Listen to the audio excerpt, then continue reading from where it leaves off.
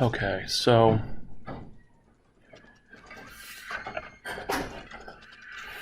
what we're gonna start with today is we're gonna finish off the Sn1, and we'll never quite finish it off because we're gonna be doing Sn1 reactions for the rest of however long your time is here. So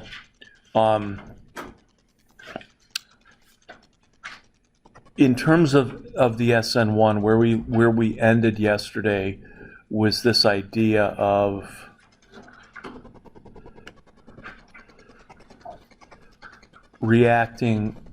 doing a reaction with a neutral nucleophile.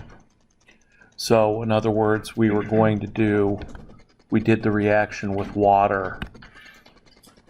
And so in terms of our mechanism then, we're going to have an extra step whenever we do a reaction with a neutral nucleophile. Now, I'm going to say up front, you cannot do an Sn2 reaction with a neutral nucleophile.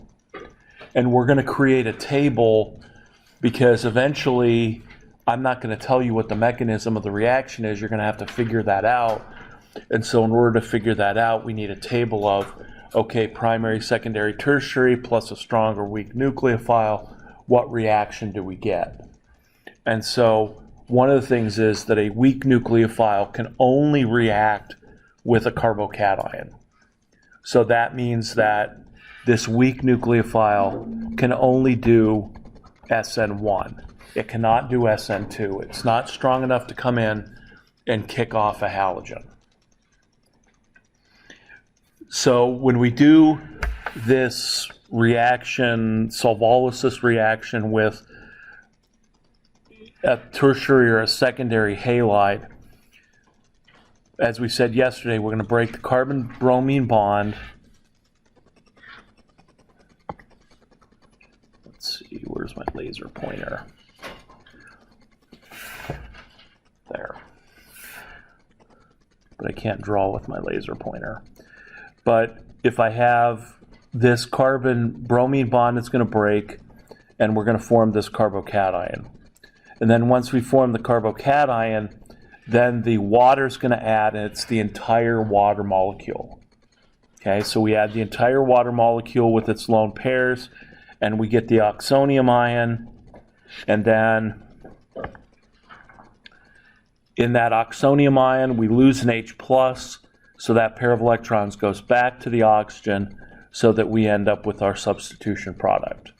And then on the other side, we would have our H+, which probably combines with the water, so this becomes H3O+, and the H3O+ then, and we've already created a Cl-, or I think in this case it was a Br-, not a Cl-. So those are the three steps that we do. If it's a strong nucleophile, it's just two. Form the carbocation, have the nucleophile add. So then in terms of the reaction coordinate diagram, we now have two intermediates. We've got the carbocation and the oxonium ion, which means that if we have two intermediates, each intermediate is always surrounded by a transition state, so that now we have three transition states. The first transition state was breaking the carbon halogen bond. The second transition state was forming the carbon oxygen bond of the oxonium ion, and then the third transition state was forming, or was actually then breaking the oxygen hydrogen bond to form the OH in this case. So those were the three transition states, and I'm not writing the exact transition states. I'm just giving you what they were in what we wrote yesterday. Okay. So in terms of the reaction coordinate diagrams, each reaction has a different type of reaction coordinate diagram. And we'll come back to those a little bit later. All right, so this was Sn1 with a neutral nucleophile. And so what we have to do is we have to talk about stereochemistry, we have to talk about salt, we have to talk about what makes a good leaving group, what makes a strong nucleophile beyond just charge, and then we also have to talk about how solvents can play a role. And then when we're done with Sn1, we're going to go to its companion reaction, which is called E1. So that's where we're going to start today. So were there any questions about this from yesterday? Will you have to write the mechanism? Yes. We'll go over that. We'll write an Sn1 or an Sn2 and an E1 reaction by the end of the day. And then I may ask you to write those as like a take-home quiz as further practice. So everybody's okay to this point? So what about stereochemistry? So if you think about stereochemistry, what happens when we break a carbon-bromine bond or a carbon-halogen bond in our first step? We end up with a carbocation. So we then have to ask ourselves, well, what is the hybridization of that carbocation? And it would be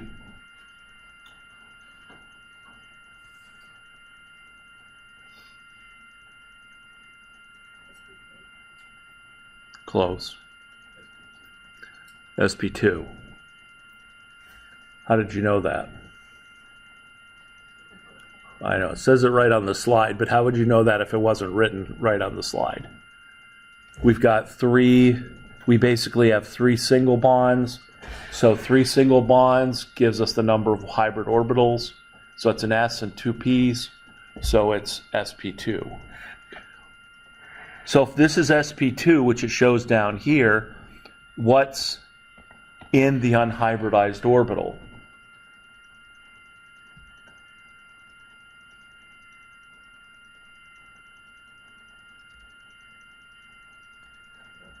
Nothing. It's empty. As it says, empty p orbital.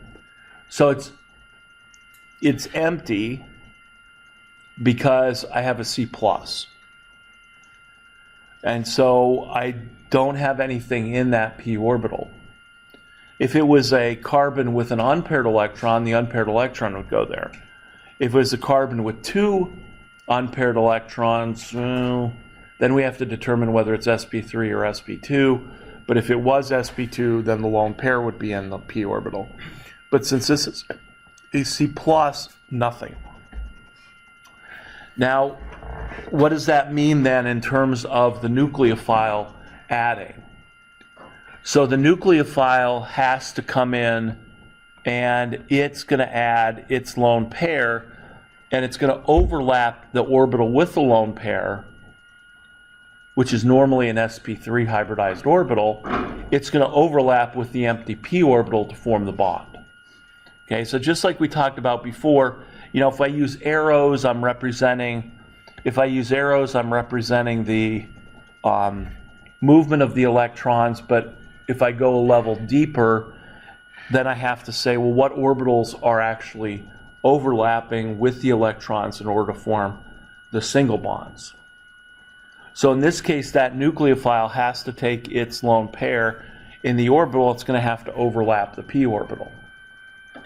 Now, this gets back to something that was brought up yesterday. I think you asked it, Hannah, or said when we were looking at steric hindrance for the Sn1. Does steric hindrance play a role in this second step? And so we have to address that. So the nucleophile then can come in and add to the p orbital. Which p orbital is it going to add to?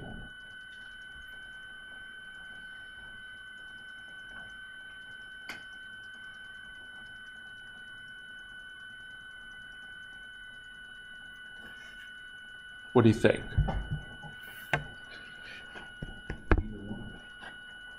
Either one?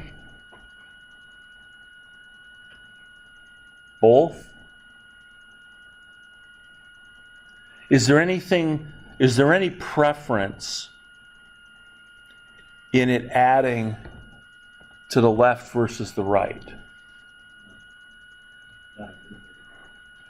So what is this case? Let's say this right here is our case. We got a methyl, we got a hydrogen, and we have an ethyl group. Does anybody want to say that it's going to add to the right-hand side because the methyl group is like on the left?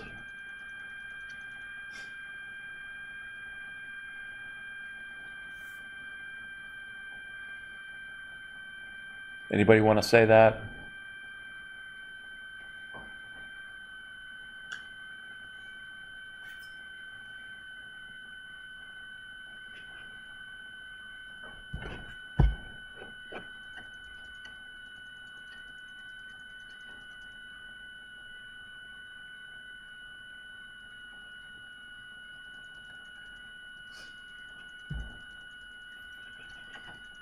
I'm not really good at sitting here staring awkwardly at you, but I can get better if necessary.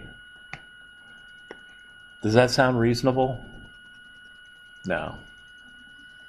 No, it's not really reasonable, because what if I wrote the CH3 on this side?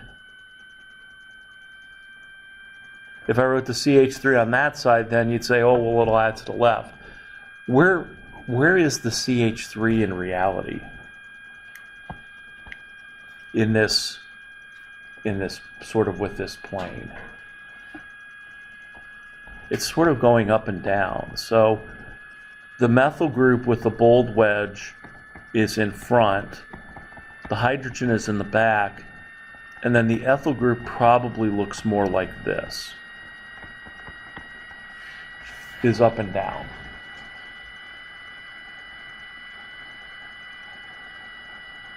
This is kind of like the mirror plane that you would cut through the molecule in a cyclohexane or in a carbon that's not chiral. So that the mirror plane would go right through the CH2, right through the center of the CH3. So in this case, and you could say, but is that the conformation of it? It doesn't matter, because as it swings around, it basically, that's kind of its average. So the nucleophile then, with its lone pair, there's no preference for adding to the left or the right. Because unless there's a chiral center on one of the three carbons attached to the carbocation, there is no preference, there's no sterics on one side that isn't on the other. So that means that nucleophile is going to add 50% of the time to the left, and it's going to add 50% of the time to the right.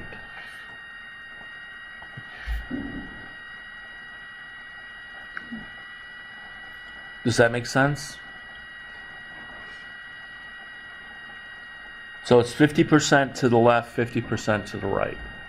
There's no preference, again, unless there's some sort of chiral center that's attached to one of those three positions. So then what about the stereochemistry of the final product? What will it be? Well, there's a picture of it adding 50% to the left, 50% to the right. So then what happens? If it adds to the left, you get this molecule down here. If it adds to the right, you get that molecule there. What are they? They're enantiomers, they're mirror images. Since there was no preference up here, since we added 50% here and 50% there, I'm going to end up with a racemic mixture. So I'm going to end up with both enantiomers being formed. In that, if I started with a chiral center. So what happened in Sn2? What did you get?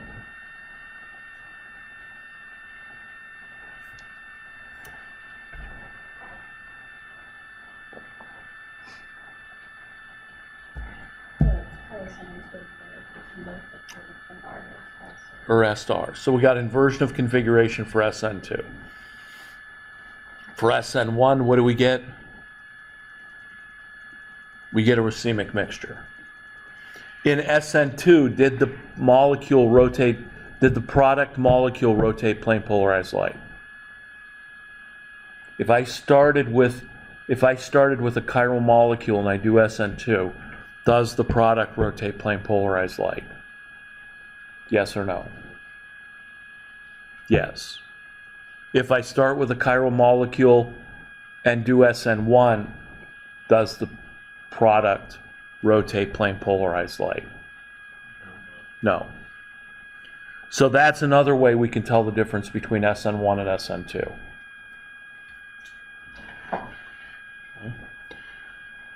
So that's what happens when you have an Sn1 reaction. The carbocation basically loses the stereochemistry of the reactant so that you end up with a racemic mixture and a non-chiral product.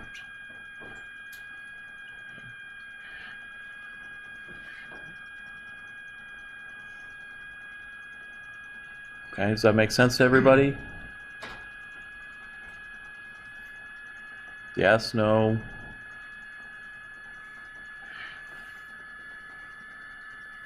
Is today the official halfway point? I think it is. Key phrase being, we still have half left. So here's an example. If we took R2 bromobutane and we lose the Br, we end up with a carbocation. If our Cn-, which is our nucleophile, adds to either side, that Cn is going to be the number one group. And so we're going to end up with the S enantiomer, because this is 1, this is 2, this is 3. So there's the S. This is 1, this is 2, this is 3. There's the R, 50-50 R and S. So we end up with a racemic mixture. Okay.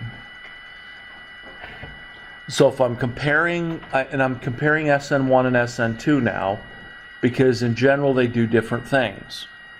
So we don't get an optically active product here, we just get a racemic mixture if I start with a chiral center. Okay, so in terms of reactivities then, which molecules react the fastest in an Sn1 reaction? Well, let's ignore the allylic halide and the benzylic halide for the moment. Although we'll come back to that a little bit. But tertiaries react faster than secondaries, and primaries don't react. The reason that primaries don't react is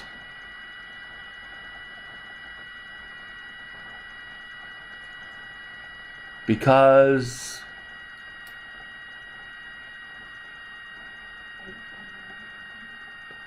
right, that's what I said. So, okay. So when you answer an essay question verbally, which is what you're doing now, you can't restate the question. Okay? In general, that's a good idea for essay questions, particularly in science, because you just can't restate the question. You actually have to get at the answer. So you really can't BS your way through that. So primaries don't undergo Sn1. Why?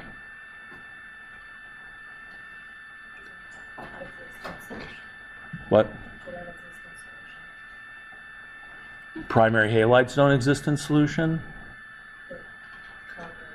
The primary carbocation doesn't exist in solution. So what? 5 out of 10. I'll give you 5 out of 10 on that one. What's the other half of the answer?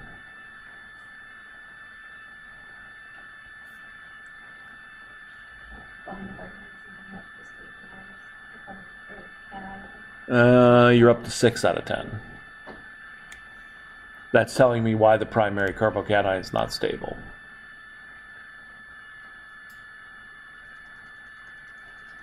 What's the first critical part of answering that?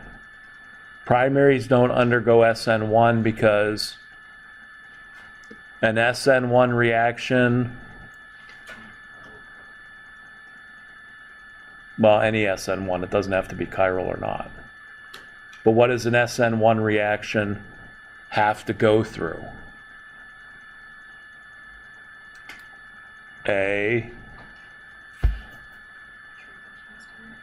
Sure, lots of transition states. What else?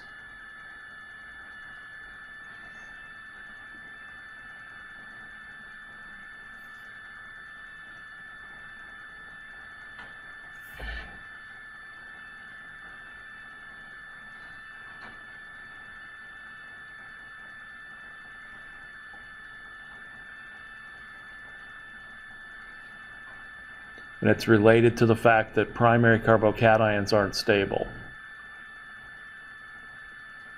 An Sn1 reaction has what kind of intermediate?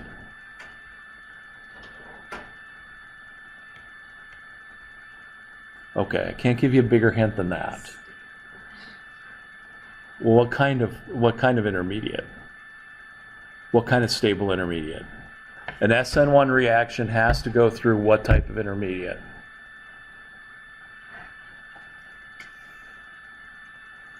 What? A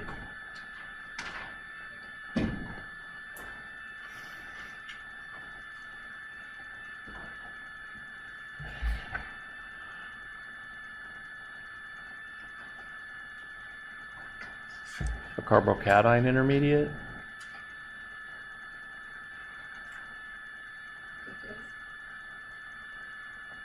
What? What was the answer? Yeah, there's no question mark after it. An Sn1 reaction has to go through what kind of intermediate? Carbocation intermediate. If you don't say that first, and then why doesn't a primary react in Sn1? Because it can't form a primary carbocation. Why? Because it's not stable. Why? Because only one carbon, attached to the C+ isn't enough to stabilize the positive charge. Why does a tertiary carbocation react the fastest in an Sn1? Because it's the most stable carbocation. Okay, now you're up to like 2 out of 10. Because that's a little more complicated question. Why does a tertiary carbocation, why does it react the fastest in Sn1? Number one, Sn1 requires what kind of intermediate? Let's say it all together. Carbocation. Thank you. So it's carbocation intermediate. Tertiary carbocation is the most stable. Okay, now we're up to 4 out of 10. It's formed faster because it has a lower activation energy, because it's more stable. That's the Hammond's postulate. If it has a lower activation energy, it's formed faster because of what equation? The Arrhenius equation. So that would be like 10 out of 10. So that was a little more complicated. Why am I doing this? To hopefully you remember exactly why these react the way they do. So what this must mean is that an allylic or a benzylic halide, that must form an even more stable carbocation, which it does, which we'll get to the reason for it eventually, but not right this moment. Now, what about the reactivities in Sn1 versus Sn2? What reacts fastest in Sn2?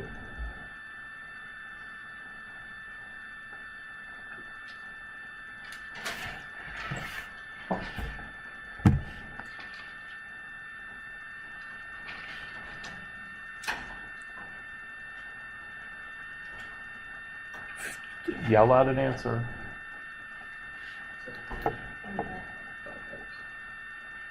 Well, methyl would react fastest in Sn2. Then what kind of alkyl halide? Primary. Then tertiary.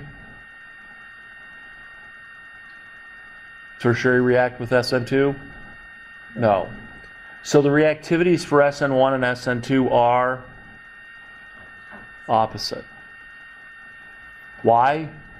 Two different mechanisms with two different characteristics.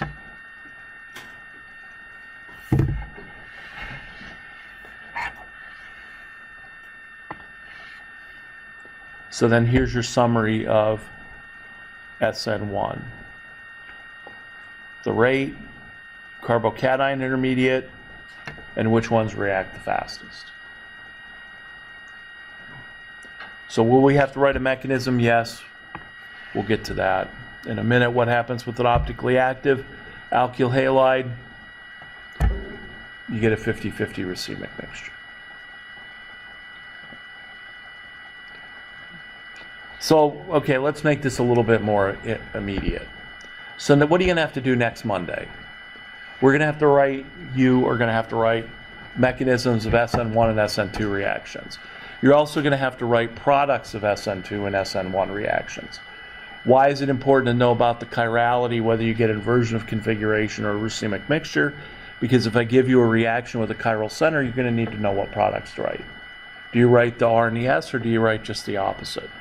Well, that's going to depend on whether the reaction is Sn1 or Sn2. And I will not tell you whether it's Sn1 or Sn2. You're going to have to know that. So let's work our way towards that.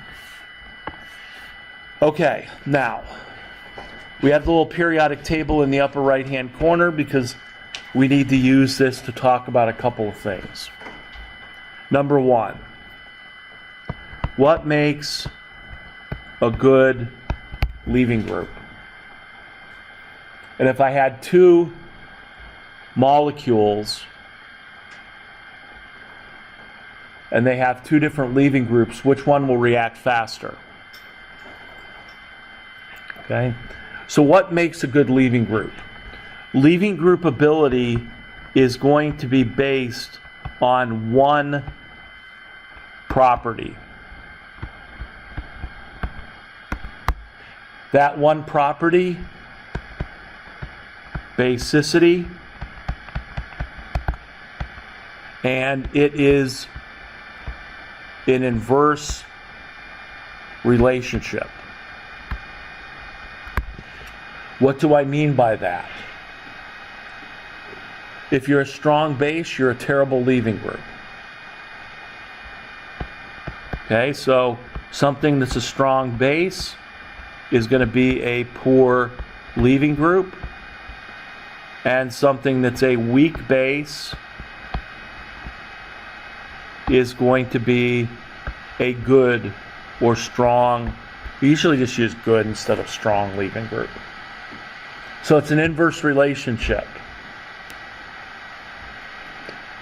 So if it's an inverse relationship, we could look at our periodic table, and that's going to tell us the relationships on the basicities. Let's start with something simple.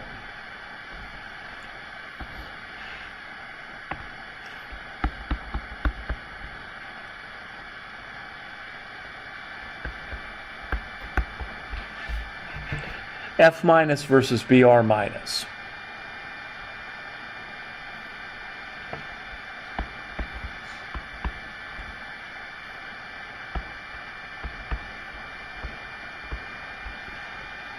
Question. What's the stronger base? What's the stronger base? F minus, Br minus, or are they the same? Stronger base. So the first question is, which one of these is the stronger base?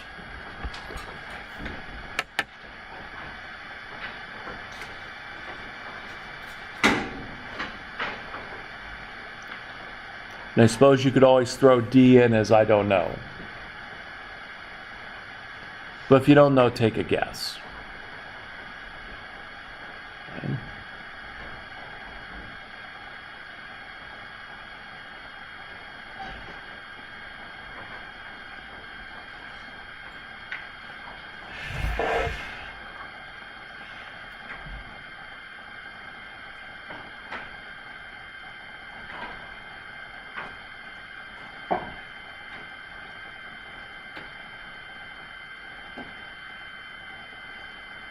All right, Alex, you have to lift it up and probably move your finger away from there.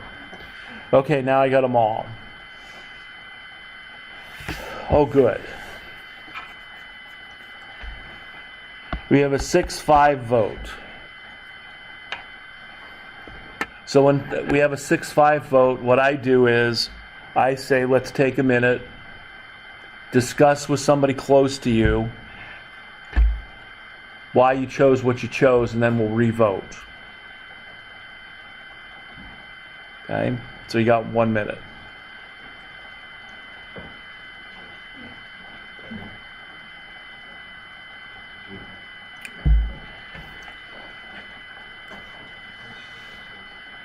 Was it 6-5? I didn't tell you. I just... Strongest base. Who is the strongest base? F minus or BR minus? I messed up. I want to change my answer. Well, you'll get a chance to change your answer in a minute, but...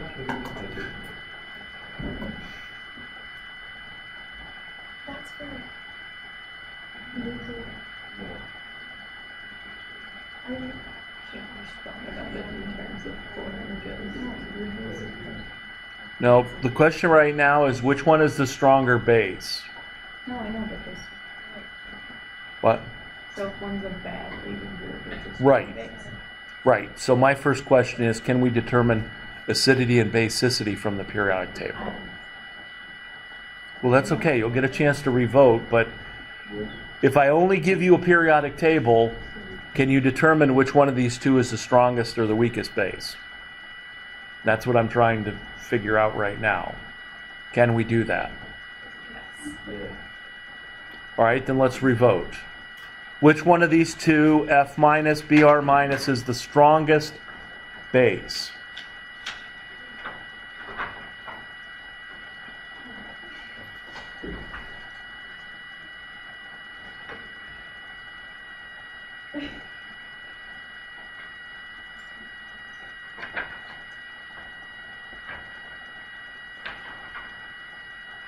I think your finger's on there. Okay. All right, so now we have 9-2. 9 F minuses and 2 BRs. So this is where I'm going to ask for a volunteer who chose F minus, why they chose F minus as the strongest base. And if you were just guessing, guessing doesn't count. Brendan? I know, saying that the leading groups are those that want Irrelevant to the question. The question is, which one of these two is the strongest base? Oh, Why? we didn't talk about Okay. and then as you go down, As you go down the periodic table, what happens to basicity? it gets weaker. Okay, so as you go down the periodic table, basicity decreases. It's true. Which means as you go down, it's probably Well, so there's a couple inverse relationships here that we have to talk about. But everybody agree that as you go down the periodic table, that basicity decreases. Now, what if I wanted to talk about acidity? Going down the periodic table, acidity increases. So who's the strongest acid? HI. Who's the weakest acid? HF. If we go back to general chemistry, I know that's quite a long ways away. what is it about HI, HCl, and HBr? What happens when I react those with water? I'm going to form H3O plus and the I minus, Cl minus, or Br minus. But what is it about this reaction? Is it 100% or is it partial? Is there an equilibrium? Strong acids do what? Completely dissociate. Do we agree with that? Strong acids completely dissociate. So this is 100%. So if I wanted to ask the question of I minus, Cl minus, and Br minus, do they react with water to give hydroxide? No. No. If you take salt and you dump salt into water and then measure its pH, is its pH anything more than 7? I hope not. Right? I mean, if it was super basic, you go in the ocean and rip your skin off. May do that for other reasons, but not because of basicity. Right? So none of these are what I call non-bases. In other words, they don't react with water at all.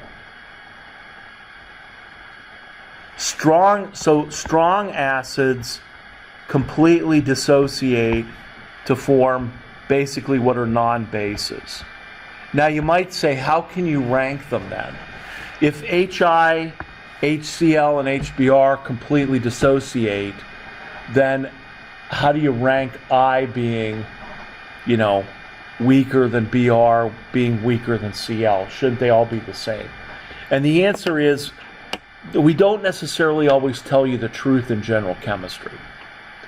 And I just didn't tell you the truth here. These don't completely dissociate. You can measure how much they dissociate in water, and it turns out that HI does dissociate more than HBr, more than HCl. But what we do is we approximate it to say, well, it completely dissociates.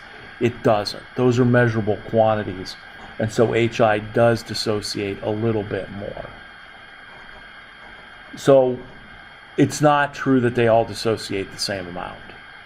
But for our purposes, usually in general chemistry, we just say they completely dissociate, which isn't true.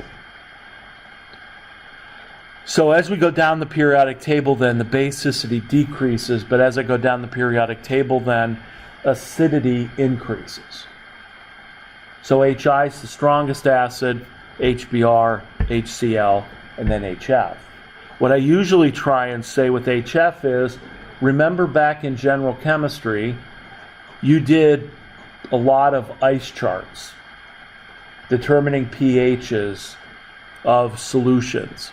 And I will bet you used one of two acids, acetic acid or HF, because they both have measurable Ka values. It's like on 10 to the minus 5 or something like that for HF, or for acetic acid.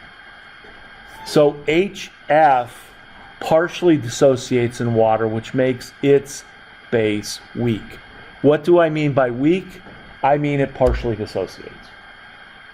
So when I put F minus in water, what happens? It partially reacts with the water to make HF.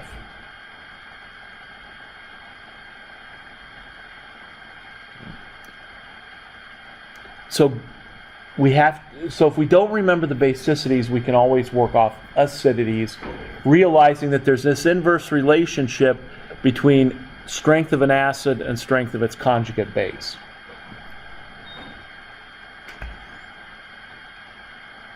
Right? So, acid, conjugate base. Stronger the acid, weaker the conjugate base. And if we were talking about general chemistry, I would go, what's the base of a strong acid? What kind of base what kind of base strength do you have, or what is the base strength of the conjugate base of like HCl? And you'd say weak, because in the English language, the opposite of strong is weak. But in chemistry, I would argue that the opposite of strong is non, right? Because if it completely dissociates, that base isn't going to react at all. If you have a weak acid, what's its conjugate base?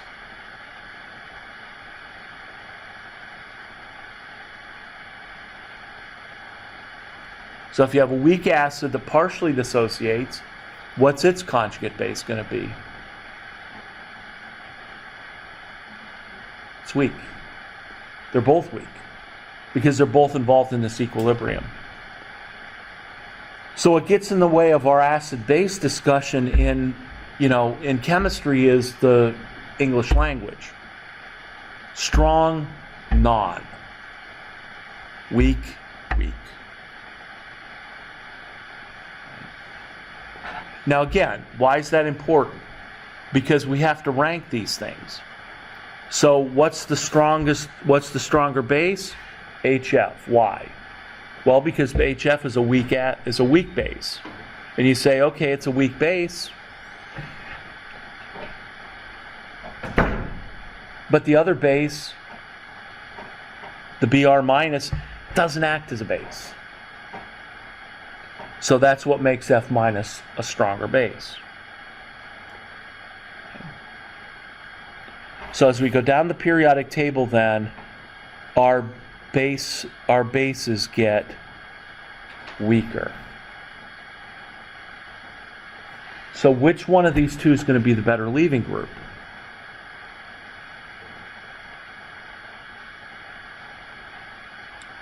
So which one of F minus and Br, which one's going to be the better leaving group? Br. In other words, the weaker base. Going down the periodic table, for the halogens, we have a weaker base. So Br minus is the best, or Br minus in this case of F minus and Br minus is the better leaving group.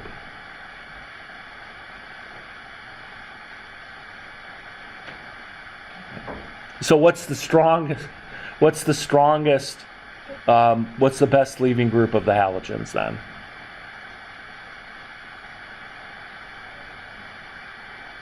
So I minus is going to be, so this is going to be the best leaving group is I minus.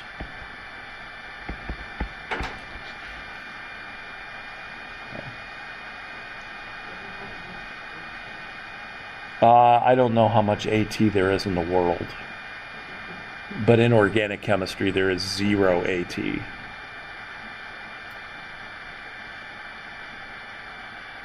I think that's radioactive too. So I minus, there's plenty of I minus, but I'm going to show you that that's going to be an issue because we just said it's the best leaving group. We'll come back to that in a minute. Okay. So the best leaving group is going to be the weakest base. What happens if the base becomes stronger? So for instance, I know that I've said, because I usually keep track of what I say, that you cannot take water and react it with a halogen, a primary halogen, and make the alcohol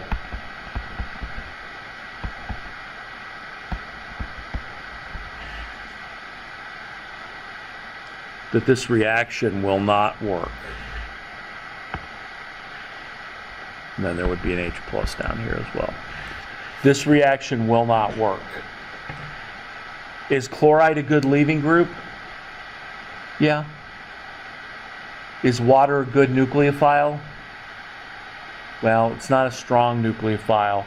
and it's not strong enough to kick off the chloride. Now let me reverse the situation. So let me put an OH group on there and say, will this reaction occur? Will the Cl- reacting with the alcohol react? And the answer is going to be no. Why not? Chloride's a pretty decent nucleophile. But what about OH? What kind of base is hydroxide? Strong. So this is a strong base, and so that's going to make it a poor leaving group. So hydroxide will not leave.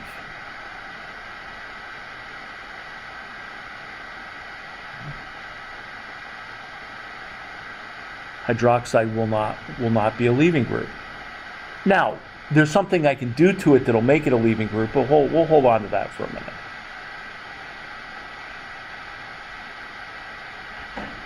Question.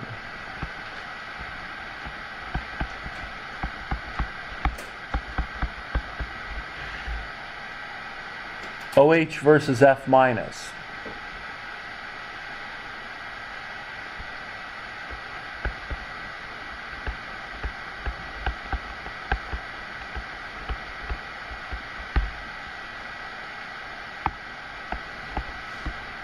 Strongest base.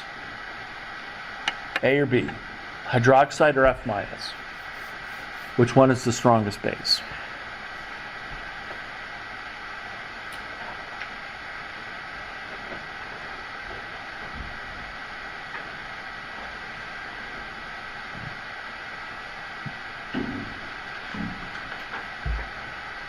And you can still use C if you think they're the same.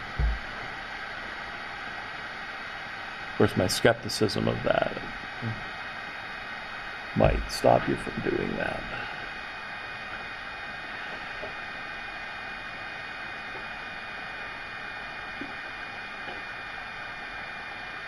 There.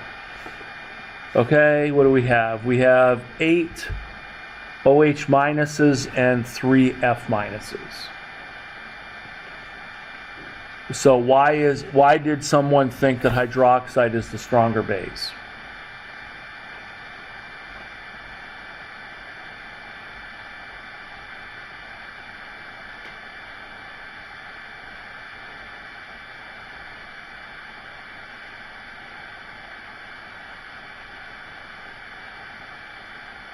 Did we guess? Again, irrelevant to the question, because we're starting with which one's the strongest base. Then we'll figure out what the leaving group is from the strongest base. So that's the way we have to work in terms of the periodic table. So if I dump a OH minus into water, what's going to happen? Solution is going to become more basic, right? Primarily because I'm increasing the hydroxide concentration. If I dump F minus in the water, is all that F minus going to be converted to hydroxide? If I dump hydroxide into water, all the hydroxide gets converted to hydroxide. It's either hydroxide or it's ripping a hydrogen off of the other water, making it hydroxide. If I dump F minus into water, will it do a 1-to-1? For every F minus, do I get an OH minus? Not if the reaction is in equilibrium. So because F minus is involved in an equilibrium, it is weaker as a base than hydroxide is.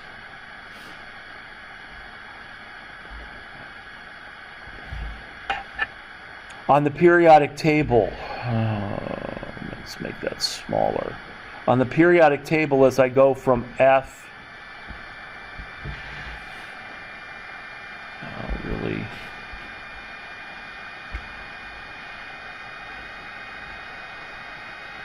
as I go from F to C minus, which one is a stronger base?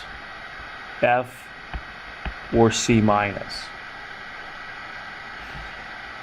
So I've got to go F minus, O minus, N minus, C minus. As I go this way, am I making a stronger base or weaker base?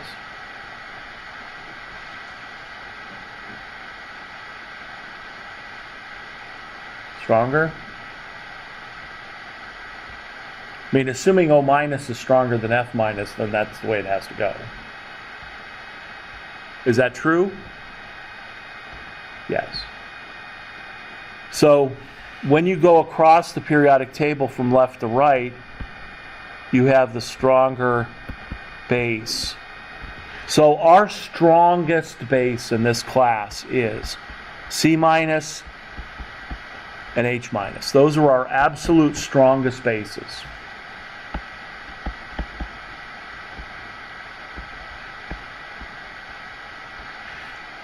And I could go back and I could say, you know, what's the strongest base that can exist in water?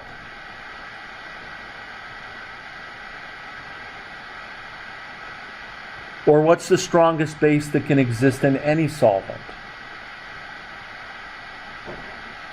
The strongest base that can exist in any solvent is the conjugate base of that solvent. So the strongest base that you can have in water is hydroxide. What's the strongest base that you could have for a carbon-hydrogen molecule? It's going to be C minus. So C minus is our strongest base, then N minus, then O minus, then F minus. So on the periodic table, as you go from right to left, basicity increases. As you go from right to left, then acidity decreases. So a CH is a very weak acid. NH, well, again, if we go back to general chemistry, which is not agreeing with everybody here, but if we go back to general chemistry and I dump ammonia into water, do I lose an H minus? No, NH3 is actually a base. It's going to take a proton from water. So the NH3, it can't act as an acid. Now it can in a non-water solvent.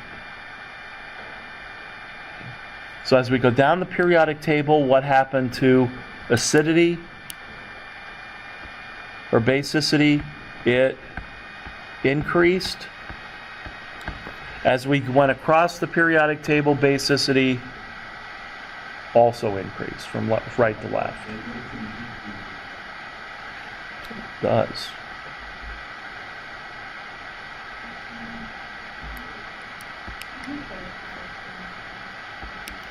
If I go down, the basicity decreases.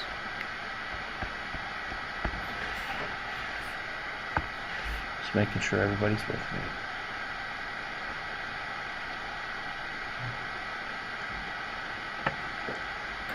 So we have to remember those trends. Because I won't give you those trends, but I'll give you a periodic table. So we have to remember those trends. Why? Because leaving group ability is inversely related to basicity. So if a C minus and an H minus are the strongest bases,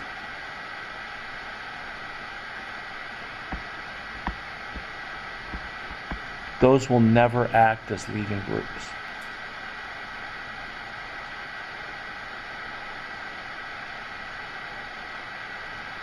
We can't bring a nucleophile in and kick off a carbon group. We can't bring in a nucleophile and kick off a hydrogen group, because they're so strong a bases that they will never leave.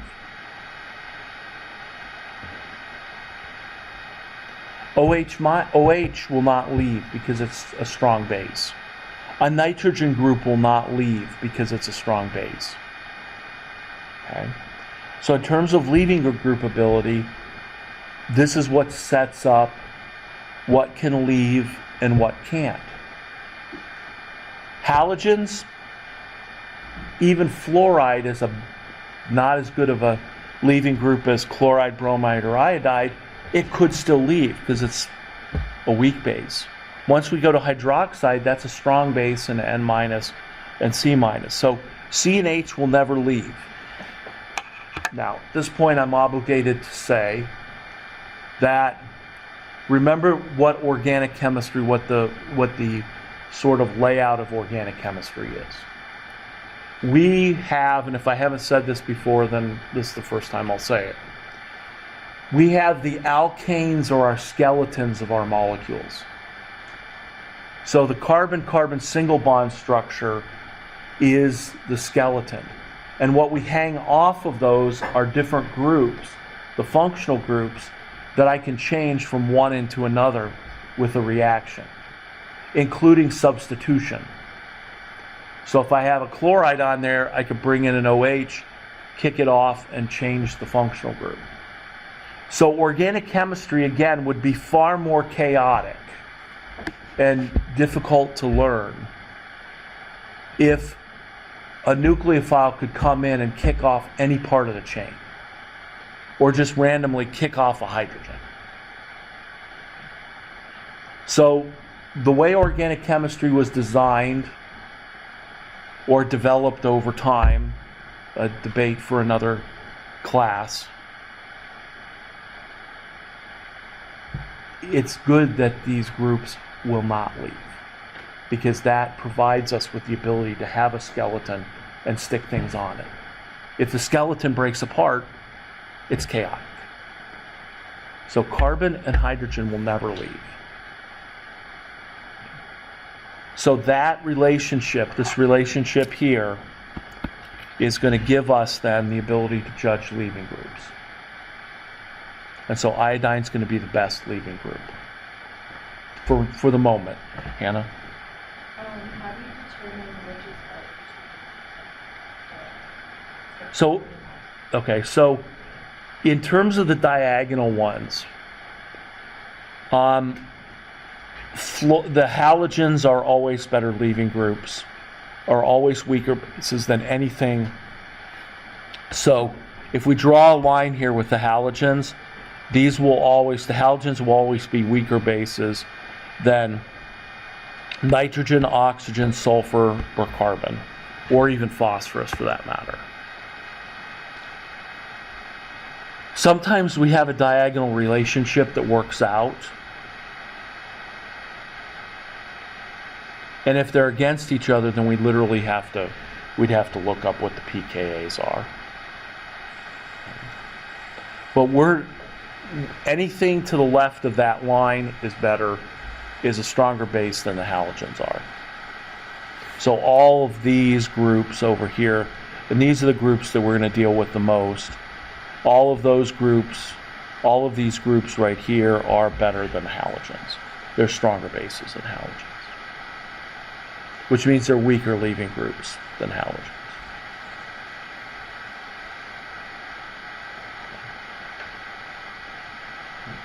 So leaving group ability is based on one thing, basicity, inversely. And so this is going to explain why can't I get rid of that OH group? Because it's a strong base. Can I get rid of it? Yes, but I'm going to have to do something to it.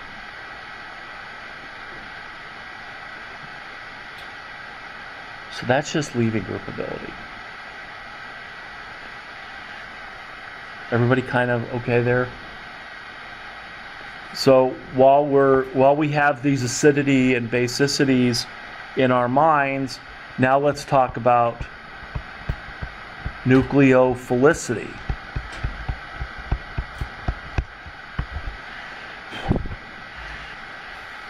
Which is a real word. It's not like interdisciplinarity, just some made-up word in education speak. It's actually a real world. It's a real word too. if you take gen ed classes where they're like linked together, we have linked classes here. We always talk about the interdisciplinarity between the linked classes. How they're you have to know a little bit about each to survive, I guess. But nucleophilicity is a real world. It's the strength of a nucleophile. It's not based on one thing. It's based on one thing if you're growing across the periodic table. It's based on another if you're going down the periodic table, sadly. So there's two things that go into nucleophilicity. If you are at a horizontal relationship, it's totally based on basicity. And it's a direct relationship. So in other words, the stronger you are as a base, the stronger the base, the stronger the nucleophile.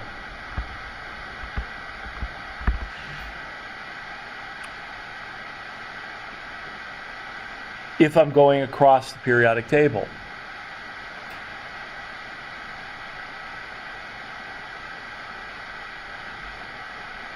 So,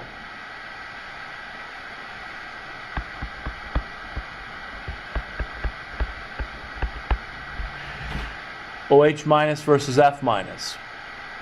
Which one is the stronger nucleophile? You just shout it out. I'll have to go get my iPad that has the random student generator, although I have one on my iPhone too. OH minus, do we agree that OH minus is a stronger nucleophile? Yes. Why? Stronger base. What's our strongest base of CNO and F? C minus. C minus is our strongest base, therefore C minus is going to be our strongest nucleophile. We'll have to wait until next semester because we got to figure out how to make a C minus. That'll come next class.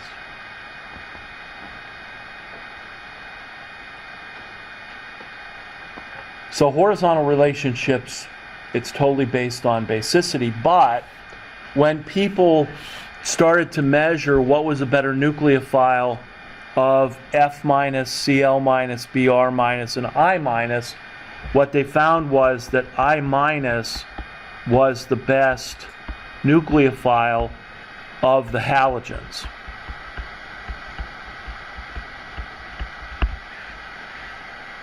And they immediately said, well, that's not based on basicity then.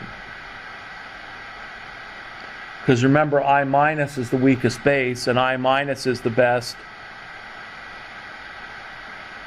leaving group as well. So you mean I minus is the best nucleophile and the best leaving group? Yes. So when we go vertically on the periodic table as far as nucleophilicity goes, so what's making that happen? Well, that involves polarizability.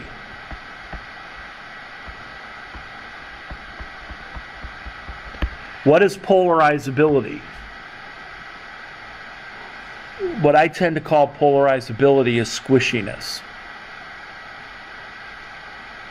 It's the ability to deform the electron clouds.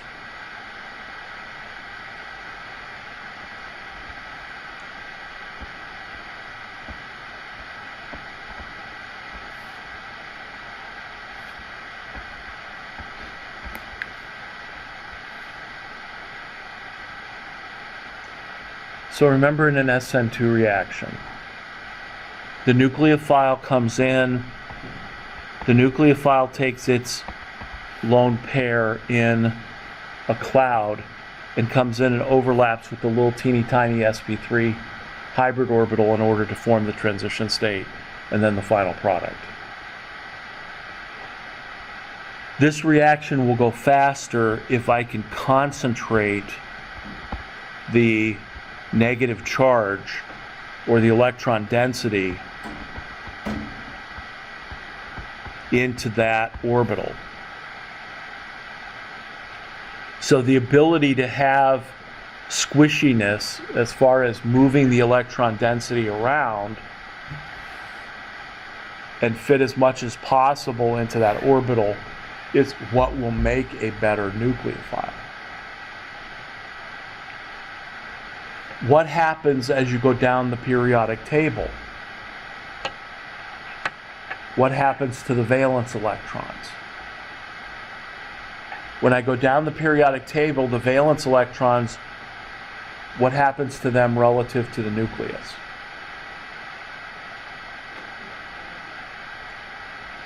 They get further away, right? Because as I'm doing that, I'm adding more electrons to each shell. And if they get farther away, how tightly held are they to the nucleus? Less and less, because of all the shielding that happens in between with the other electrons. So the farther away the valence electrons are, the more mobile they are, the more they're able to be squished.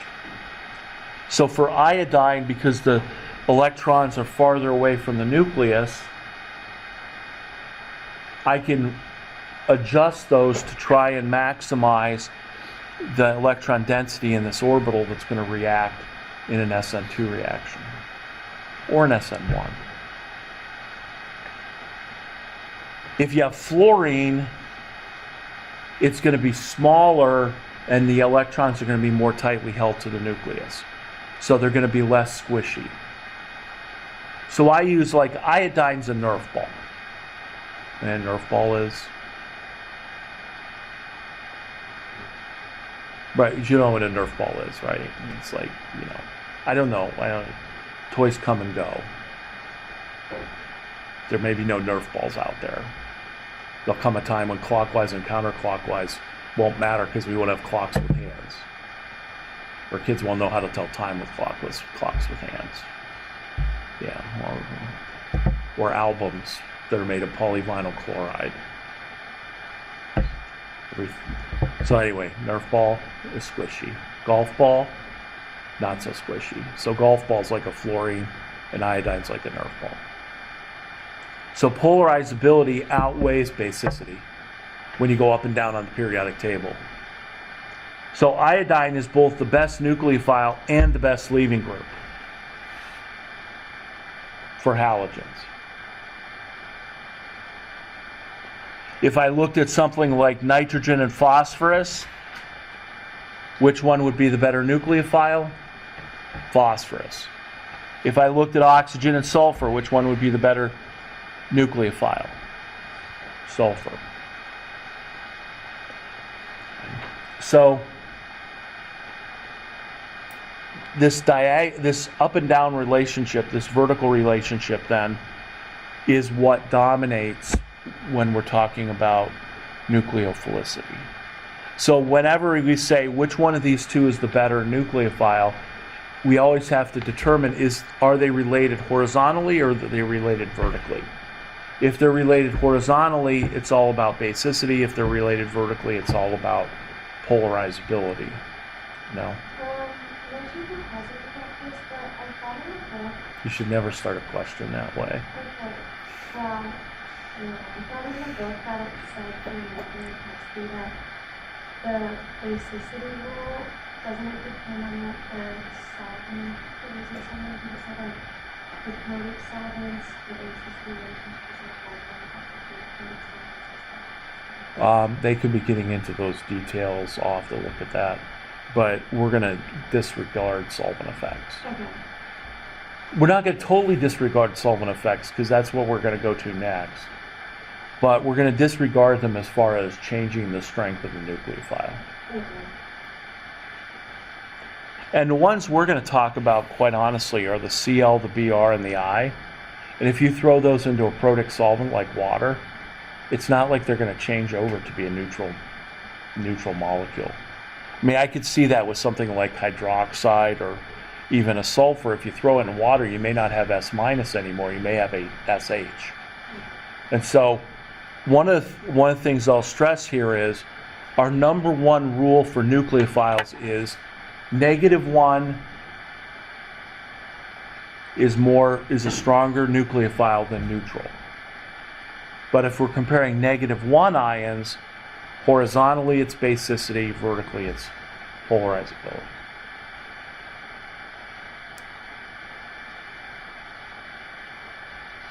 So, again, I just want to make sure that I'm doing this right. So if we're comparing nitrogen, oxygen, nitrogen would be better because it's going to be looking at this. An N- would be a stronger nucleophile than O-.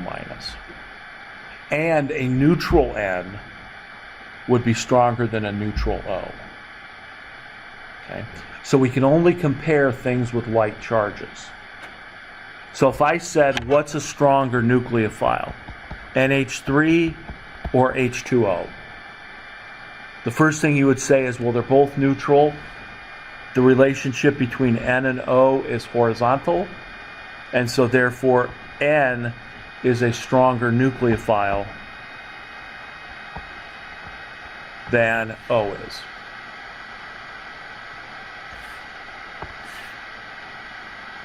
But if it was a minus and a neutral nucleophile, minus always comes first.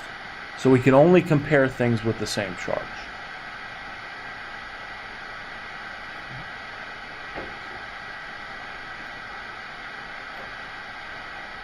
So in the packet I gave you on Monday, there are a bunch of problems that say, here's two reactions. Which one goes faster? And so we're kind of working our way towards those right at the moment.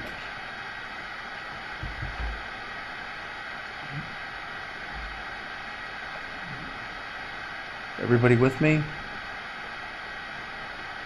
Then we'll find out.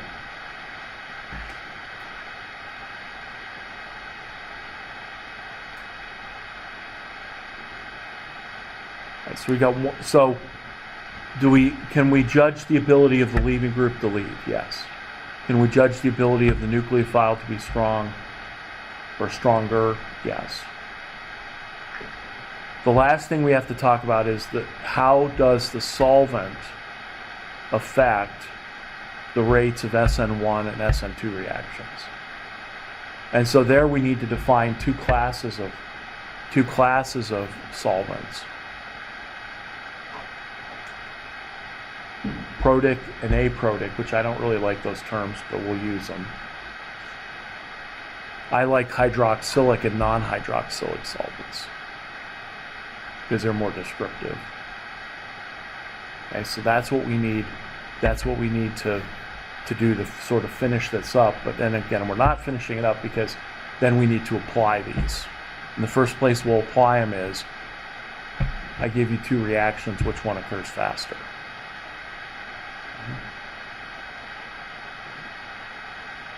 So let's take our 5-minute break, and then we will come back and talk about solvent effects, and then we'll do some problems.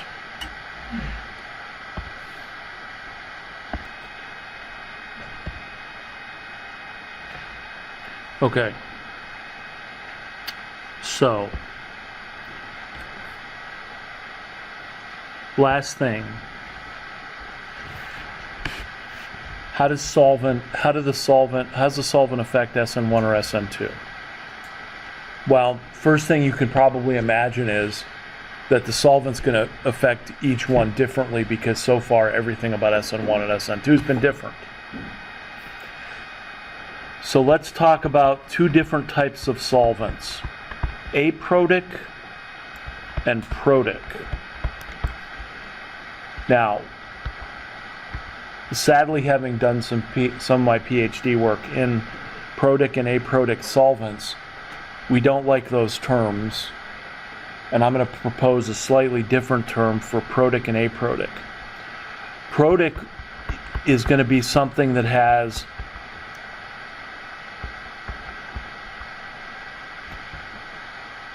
a hydroxyl group in it, or an OH, so hydroxylic.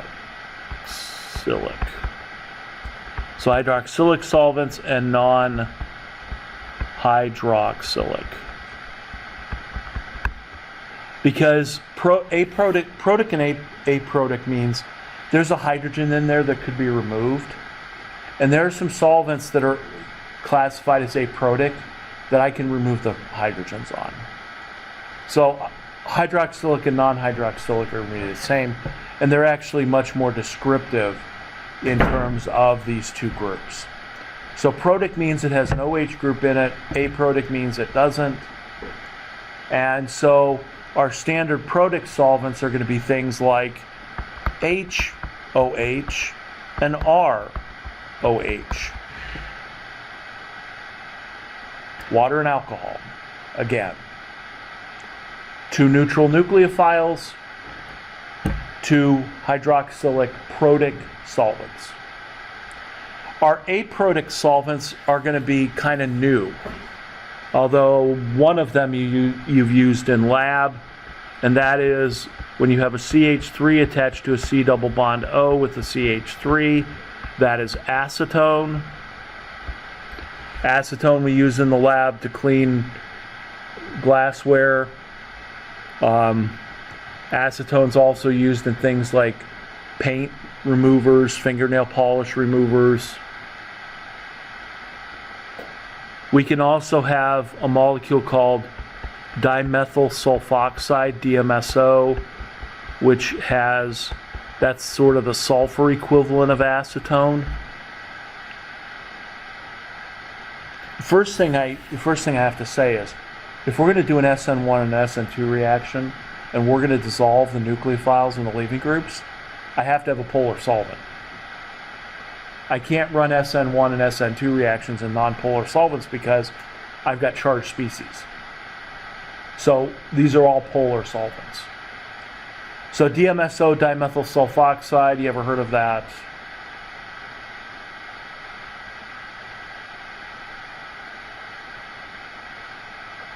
Some people that know nothing about chemistry sometimes use DMSO to relieve like arthritic pain. Because if you put DMSO on your skin, it goes directly into your bloodstream. The reason it's not wise is if there's anything else in the DMSO, it goes into your bloodstream as well. So, I remember driving through West Virginia just as a state, not that this is inherent to West Virginia, but some big sign on the side of the mountain saying, DMSO sold here. Yeah, not to me. Yeah. Then it goes directly into your bloodstream. Depends on the level of the alcohol.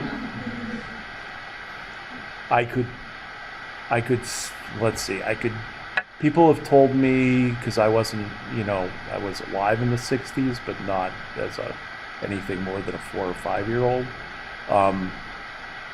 That like during the heydays of the hippie movement, they would put like LSD in DMSO and squirt guns and squirt the cops with it.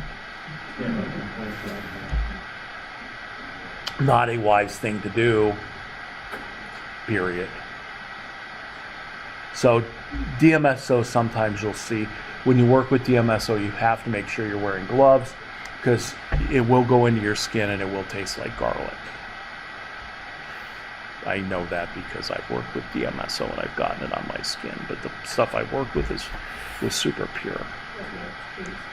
Yeah, because it tastes garlicky. It goes into your bloodstream and then you kind of taste it, so it tastes garlicky. So we have to be, if we're going to use DMSO in the lab, which we're not using, next semester or next class we might use it to dissolve our materials and to take NMRs of them. But DMSO will go into your bloodstream. So that's just its characteristic. Acetone will remove all of your fingernail polish and catch fire and other things. Yes. How is it used? Because people claim that once it goes on the skin and in there, it provides them temporary sort of an analgesic like pain relief. I don't know the mechanism of how it works or if it even does work. It's just something that sometimes people will claim that they will put on sore muscles. Again, I wouldn't. Is that how steroid creams come from? Yeah, but they don't necessarily have to use DMSO. There's other chemicals that could make it dissolve into your skin. This is just one of those liquids that just goes straight into your bloodstream. So, and that's why when the blood starts circulating around, that's why it tastes for you. So, but that's its characteristic. So yes, if you put alcohol in DMSO, again, not wise. But yes, it would take that directly into your bloodstream. There's also DMF that you'll see. That's dimethylformamide. That has a C double bond O attached to a nitrogen with 2 methyl groups. DMF and DMSO are much more polar than acetone is. So it's a very polar solvent. But none of these contain OH groups that can be deprotonated. Although I can deprotonate the hydrogen on acetone, and I can deprotonate DMSO. And that's why I have an objection to saying these are aprotic, because they can be removed. What's the other one? The other one is called Sido Nitrile. And Sido Nitrile is a CH3 attached to a C triple bond end. That's also a polar solvent that's used.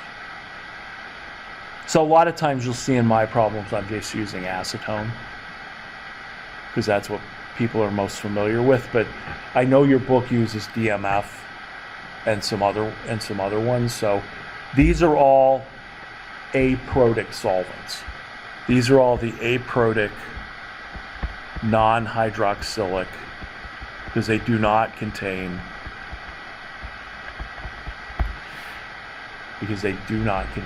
OH groups.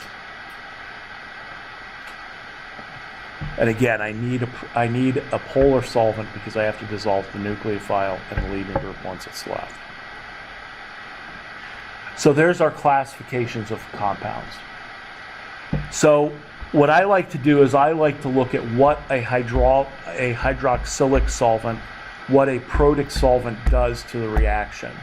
Because to be honest with you, whenever I'm comparing protic and aprotic, it's always the protic that's doing something. It's either speeding the reaction up or it's slowing it down.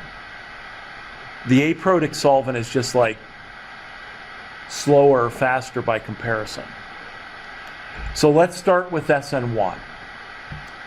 So in an Sn1 reaction, I've got my nucleophile, I've got my carbon with my leaving group on it, and the nucleophile has to come in and attack the carbon from the backside. So can I speed that up? No, I can't. Can I slow it down? Absolutely. How do I slow that down? I slow that down by using a protic solvent where the hydrogen can form a strong intermolecular force to the nucleophile, to the negatively charged nucleophile. So if you have a protic solvent or a hydroxylic solvent, the nucleophile is tightly bound to those solvent molecules, or the solvent molecules are tightly bound to them. So as the nucleophile comes close to the carbon, it's got to kick off all those solvent molecules in order to be able to attack the carbon. And so because these are stronger forces, it's going to take more time and more energy for the nucleophile to drag all this solvent with it, kick it all off, and then do the reaction.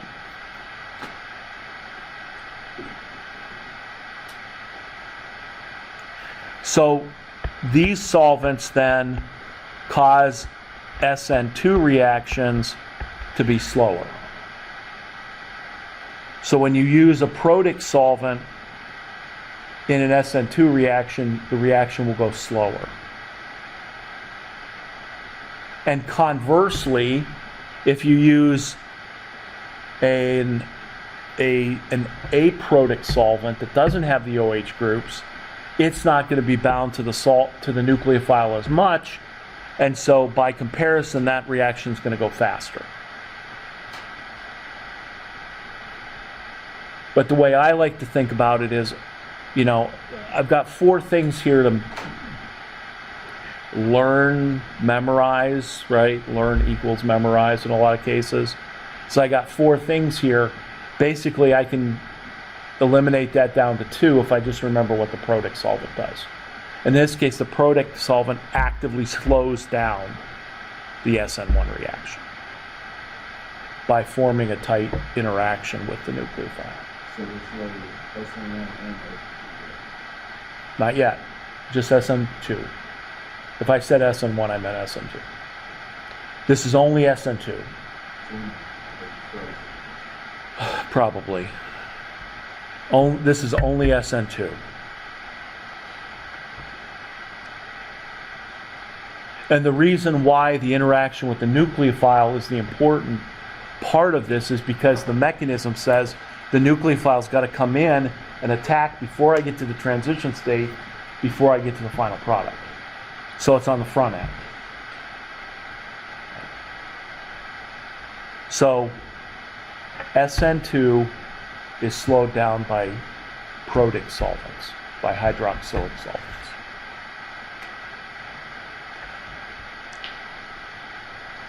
What does an aprotic solvent do? I mean, it speeds it up because it's not protic.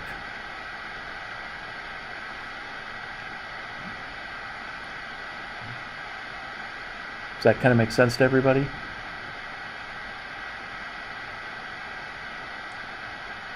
So let's switch gears to the Sn1 then. Sn1 have a different mechanism. What's the first step in the Sn1 reaction?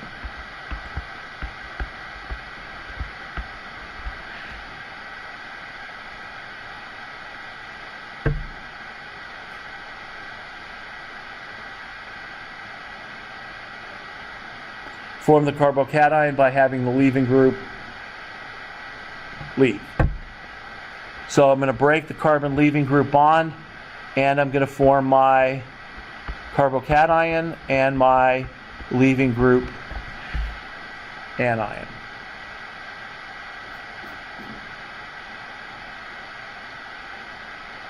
What's going to speed this reaction up?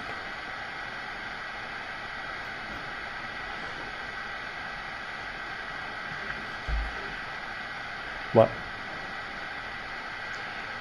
Protic solvents will speed it up. Why?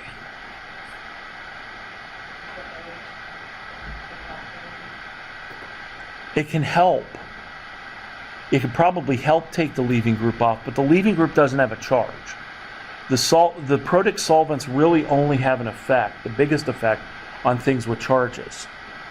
So the protic solvent in this case, it's gonna interact strongest with not the reactant, but the carbocation and the leaving group. So the protic solvents are something like the oxygen that's delta minus is going to go ahead and come in and solvate the carbocation, and the leaving group is, again, once it's negatively charged, it's going to be solvated by the delta positive of the hydrogen that's attached to the hydroxyl group. So in this case, it's not the reactants, it's the intermediate. So what happens here? What happens is that the protic solvent then solvates the intermediate ions. It solvates, or better solvates, the ions that are the intermediate.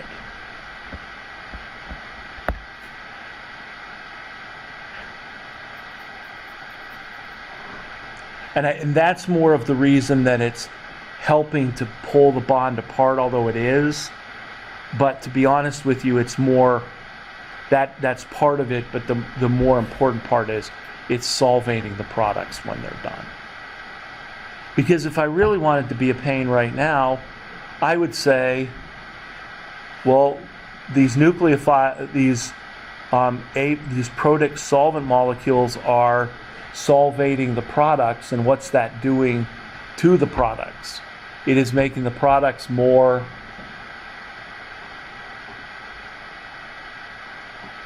by better solvating the ions. The protic solvent is making the product, making the intermediate more,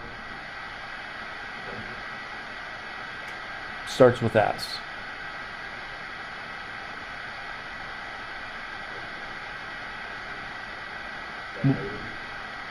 And what's that doing to their other S?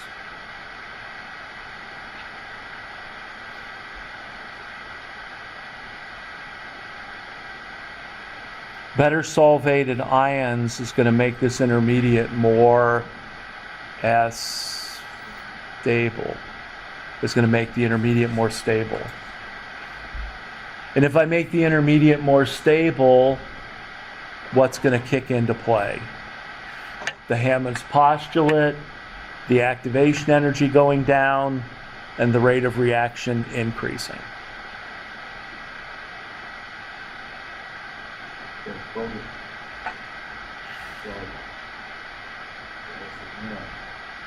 So protic solvents are going to make an Sn1 reaction go faster.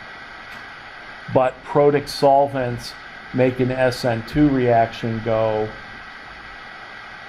slower. And both with the same effect. They're solvating better. They're solvating ions better, but in Sn2 that's bad because you want that ion to come in and attack. And in Sn1 that's good because that's the product which is going to make the intermediates more stable.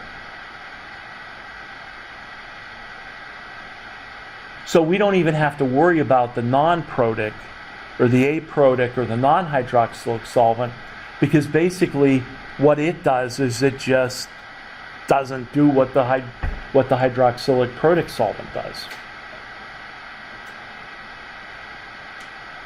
So in the first case, it's kind of affecting the nucleophilicity, but not in the way that we just talked about nucleophilicity from the periodic table. So this is truly a solvent effect. And the discussion for this on Sn2 is in the previous chapter, in like 7, and then the discussion on Sn1 is in chapter 8. And that's why I put both of those on the reading assignment, because they broke it up that way.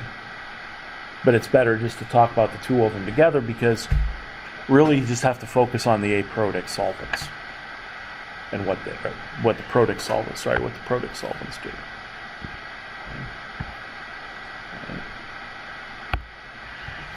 Okay, so that's kind of our Sn1 and Sn2, all the characteristics. We need to be able to write a mechanism for that. But before we do that, let's kind of put all this stuff together. And how are we going to put this together? We're going to go to Monday's packet where I gave you a bunch of problems. And I think this is in the second set of problems. So Monday was the much thicker packet.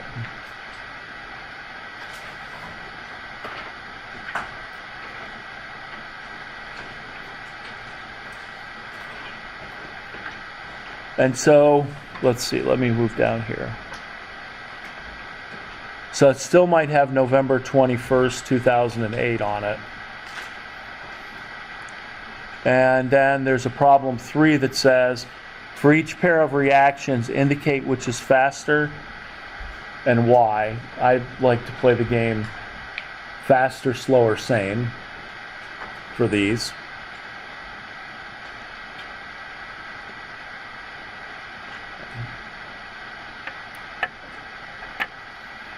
And so the first caveat to all of this is that you cannot compare rates of different mechanisms. I normally talk about what you do in lab, because if we try and, when we do an Sn2 reaction in lab, what we do is we take and convert an alcohol into a bromide, and it takes 45 minutes of reflux. We haven't done reflux yet in lab, I don't think, right? Take the condenser, put it on straight up and down, so when something boils, it condenses and drops back in. That's reflux. So you got to boil this stuff for 45 minutes. Then you got to do these extractions with the acid, and somebody burns themselves with the acid, and then you don't get much product. So the last time we ran that experiment was last fall, and we're never running it again, which is why you're not running it this summer, because I think Dr. Simmons and I decided we would skip that one. Yeah, I know. It's getting soft. So Sn2 on a primary system, you'd think since it's one step it would be the easiest. It's not. Sn1, if I take that same tertiary alcohol and add like HCl to it, put it in a centrifuge tube, shake it, it's done in 2 minutes. Probably it's done in a minute. So we cannot compare Sn1 rates to Sn2 rates. It's like apples and pineapples. So we can't compare them. So for these problems, they have to be the same mechanism for us to compare them. So let's do number one. So number one, we have ethyl iodide and isopropyl iodide plus hydroxide.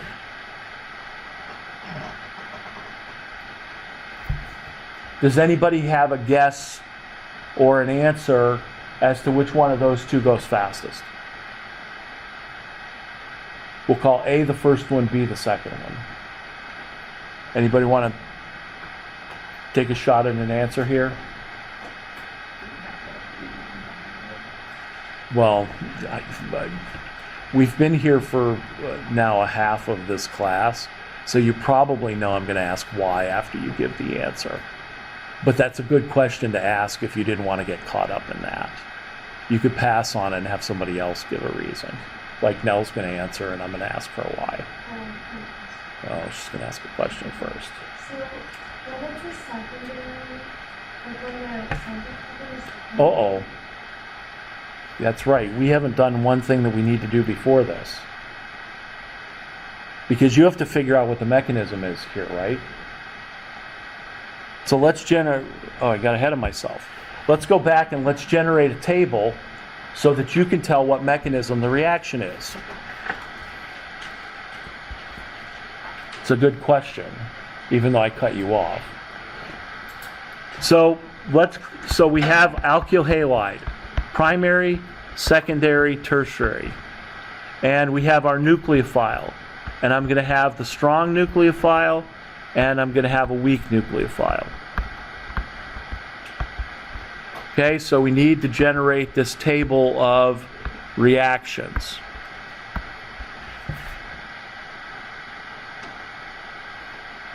So we have to fill this in.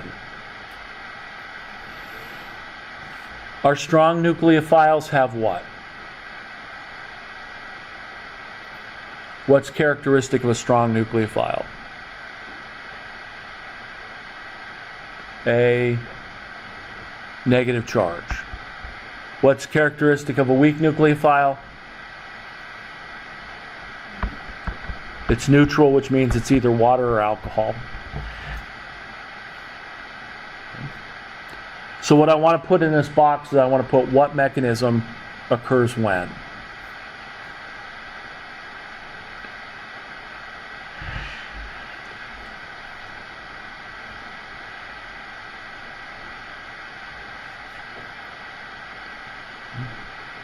So, anybody want to fill in a box?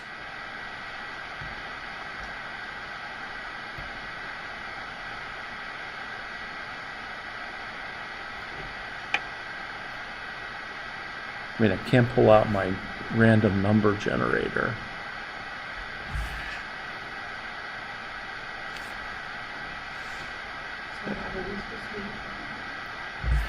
Sn1 or Sn2. That's what goes in the box. Let's see, how many people do we have? 1, 2, 3, 4, 5, 6, 7, 8, 9, 10. So we have 10 people.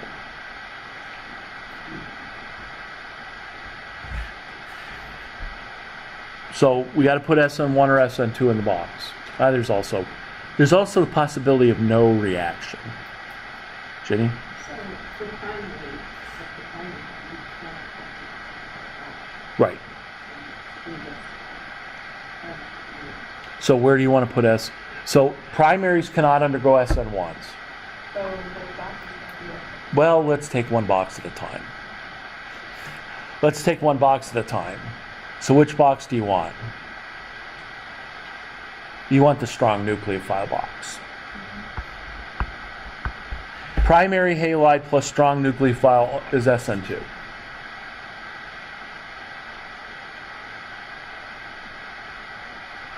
Because a primary halide cannot undergo Sn1. But can water or alcohol, being weak nucleophiles, come in and kick off a halogen? No.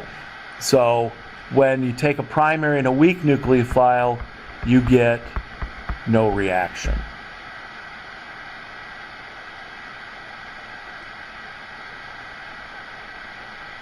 Okay.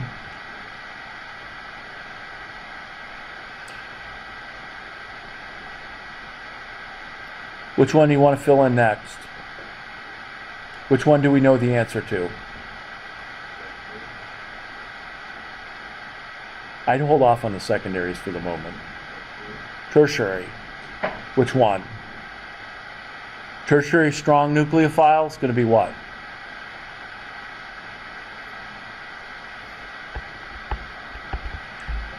Tertiary plus weak nucleophile is going to be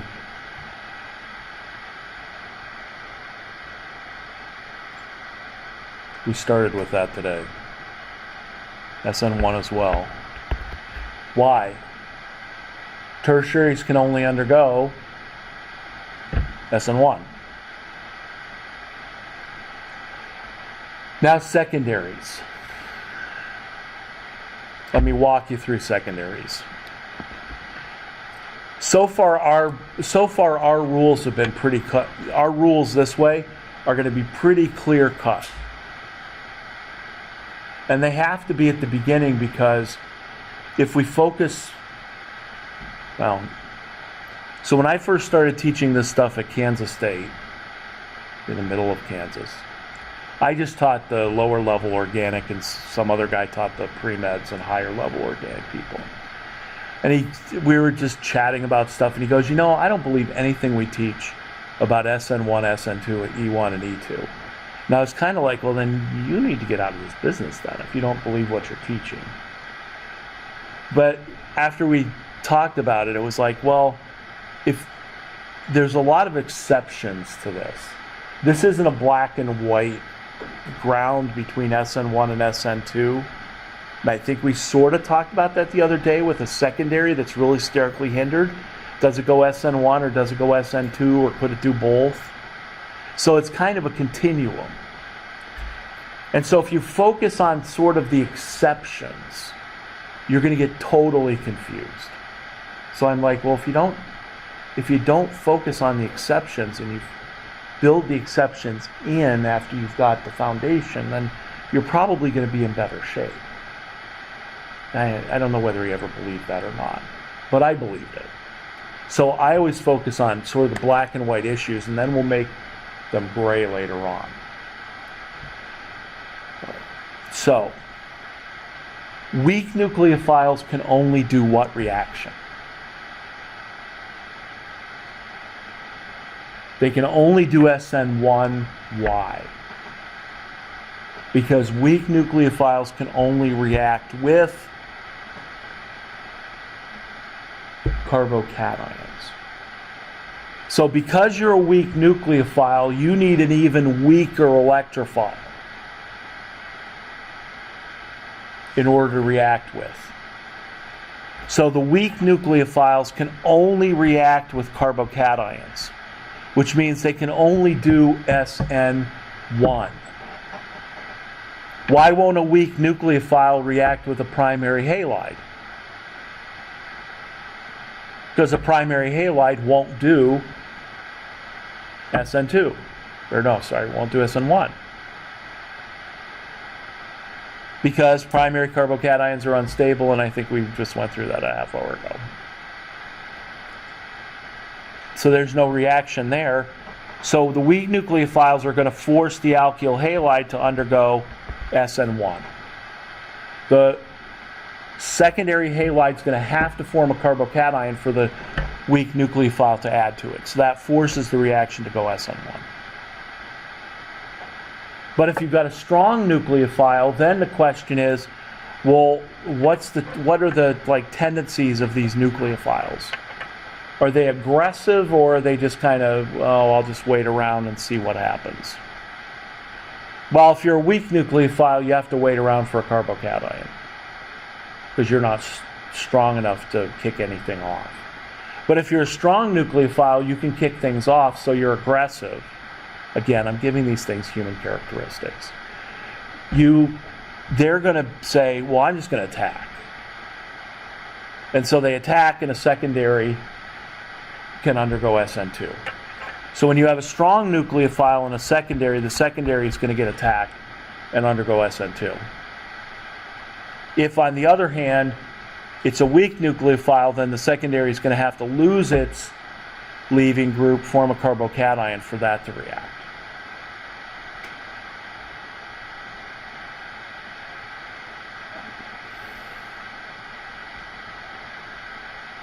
So this is our very first simple, relatively speaking, chart that says, okay, this is how we can determine what the mechanism of the reaction is.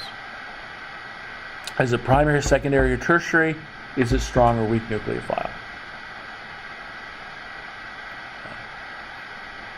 And notice that outside of the secondaries, I just kind of developed that from what I knew.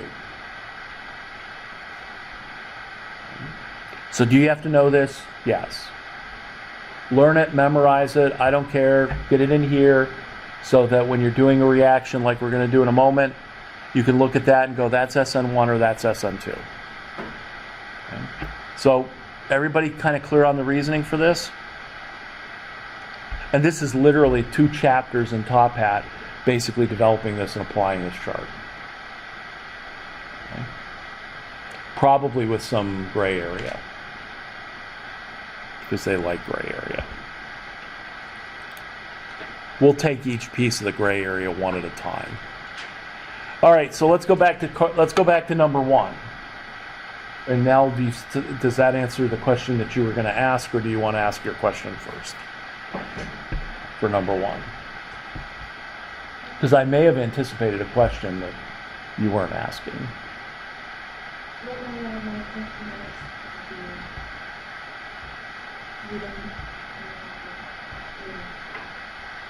For the secondary and the primary. Okay. So I'm back to saying, does anybody have, my ultimate question here is top, bottom, same. Which reaction occurs fastest? The top one, the bottom one, or do they have the same, or they react the same rate? I hear a bottom. You agree? Anybody else agree? Or disagree? Maybe what we should do is make everybody vote by card. With the option of D as in I don't know. So steric hindrance wasn't very well in this? Well, I don't know. It was just that answer was thrown out and agreed to. Do you want to throw out another answer? Oh. Thought maybe you were going to throw out another answer.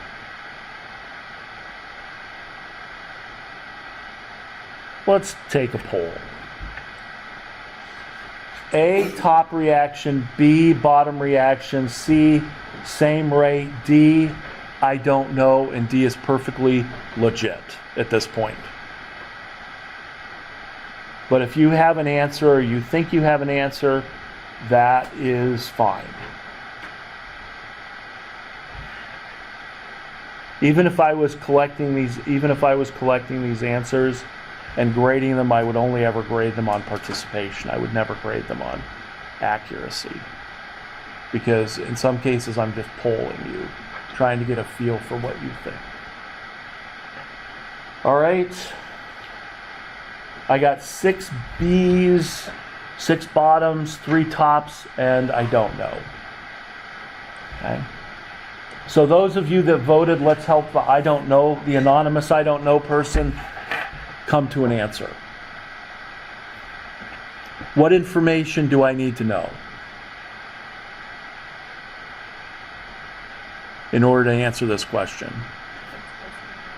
If it's Sn1 or Sn2. Remember, the reactions have to be the same, because I can't compare Sn1 and Sn2. So what mechanism is this?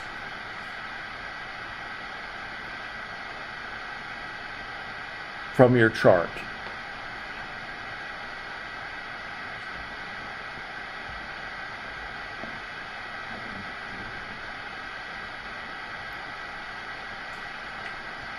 I have Sn1 and Sn2. Sn2?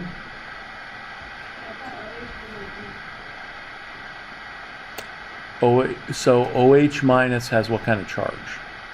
So remember, our first priority here on strength of nucleophile is charge. No matter what it is, if it has a negative charge, it's strong. Now, that may be an oversimplification, but that's what we're going to do first. So OH minus is a strong nucleophile. Why? Because it has a negative charge. So you want to amend your answer? Sn2. Do we agree that this is an Sn2 reaction? Are they both Sn2 reactions? So we got a primary and a secondary plus a strong nucleophile. So these are Sn2 reactions. Okay, that would be the first thing you need to know. What is the mechanism? The second thing that I would need to know would be what?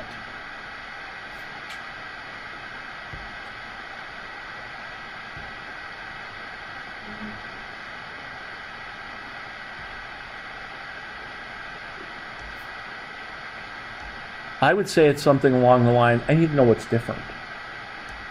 What's different in these two reactions? Because what's different is going to tell me whether it's faster, slower, or same. So what's different in these two reactions? The number of groups that are attached to the carbon that's attached to the leaving group. So in other words, I got a primary versus a secondary halide. So I know what's different. Now that I know what's different and I know what the mechanism is, which one's going to react faster? Primary? So what's different is the structure of the halide in an Sn2 reaction. So which structure reacts fastest? Primary. Why? Okay, it's opposite Sn1, but that's not the reason. That's not the real reason why. Because of the steric hindrance, because the mechanism says the nucleophile has to come in and kick off the leaving group, so the more steric hindrance there is, the slower that reaction is going to be. Or vice versa, the less steric hindrance, the faster it's going to be.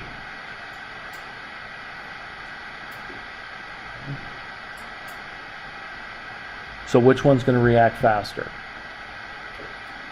The primary. So the primary is going to react faster, which is the top one.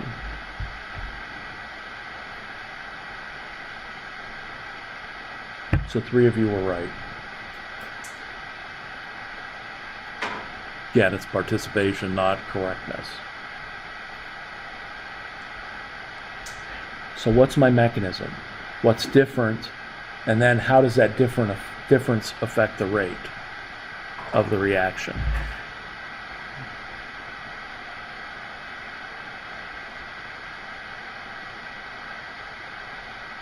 Let's go to 4 here. Number 4. So number 4, I've got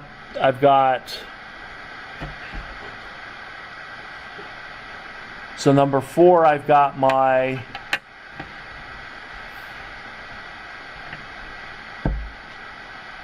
two bromides and two hydroxides. So top one is A, bottom one is B, C is the same rate. You can still have a D, I don't know. So the question is for number 4, which reaction is faster? Top A, bottom B, C, they occur at the same rate.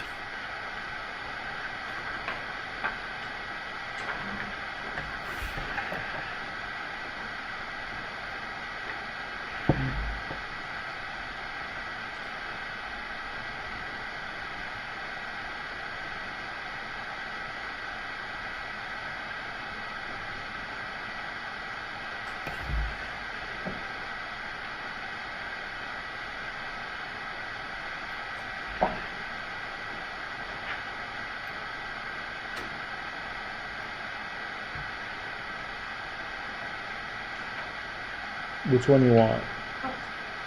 There. Okay.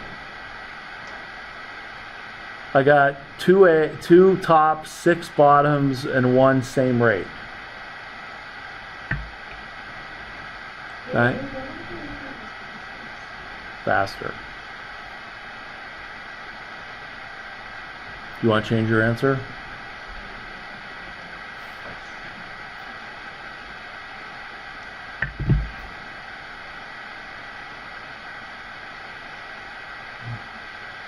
So what kind of reaction mechanism? Sn.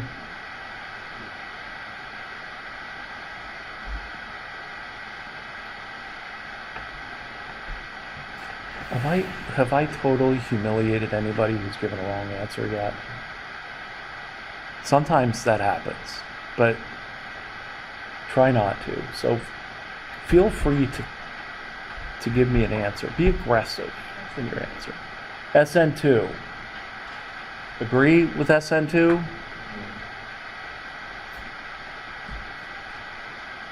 Yes?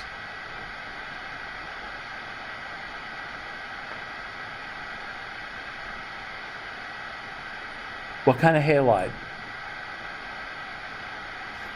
Primary, secondary, tertiary? Are they both secondary?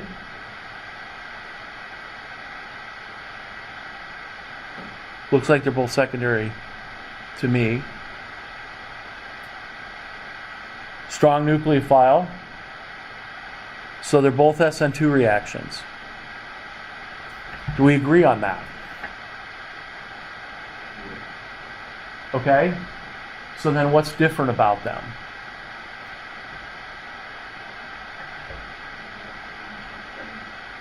The T-butyl group that's up there, which is changing the what of the molecule? The shape, the steric hindrance. So these two have different steric hindrances because what's that T-butyl group doing? It's creating more steric hindrance. So in this case, does steric hindrance affect an Sn2 reaction? Does the amount of steric hindrance affect an Sn2 reaction? Yes. So which one has less? Well, then the question is, what goes faster, less or more steric hindrance? Less. Which one has less steric hindrance? The bottom one. So which one's going to go faster? The bottom one. Now, if you said same, I could see, because you're saying, okay, well, we've got two secondaries, but in this case we have to look at the overall molecule. to see, okay, which one has more or less steric hindrance. So in this one, it would be B. It'd be the lower one, because it has less steric hindrance.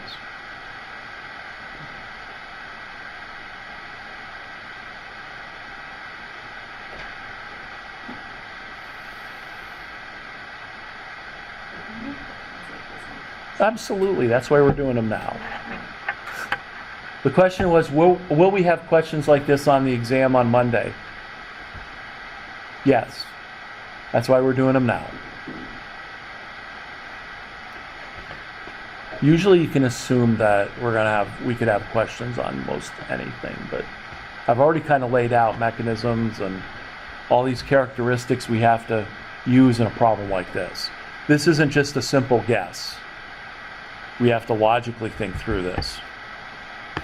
And if I made it more than just a top, bottom, same, and said, describe your reasoning, then it's no longer a guess, right? Number 5. We'll use the cards with this one. Number 5.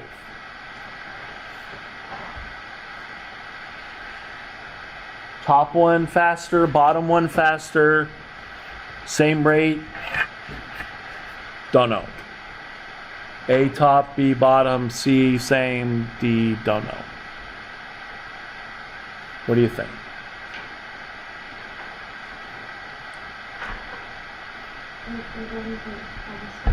We're always voting for faster. We're always voting for the faster one.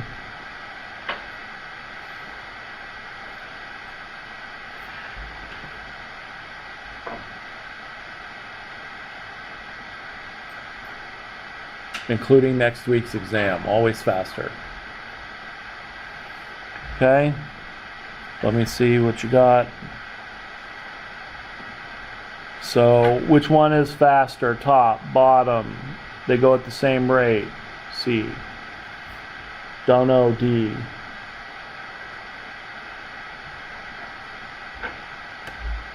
Okay, do I have everybody? Let's see. I had 10 out of 11. Oh, because there's only 10 people here. All right, I got 2 tops, 6 bottoms, and 2 don't know. All right, this is extremely tedious, but we need to do it. Mechanism of these reactions. Sn1, agree? What's different about them? The nucleophile is different. Does the strength of the nucleophile affect an Sn1 mechanism or a reaction rate? Does the strength of the nucleophile affect the Sn1 reaction rate? Yes?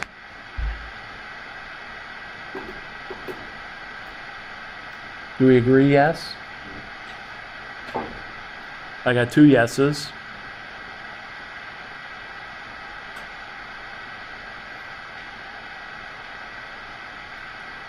Yes? Alex, yes? Max?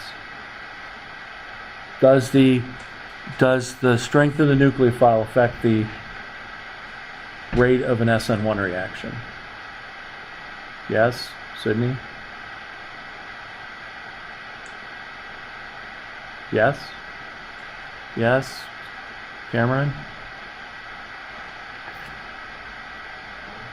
No? Are you?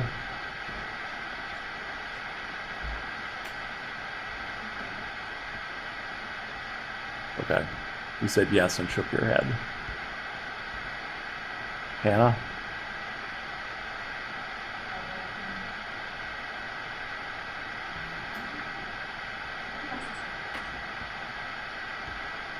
So is it yes or no?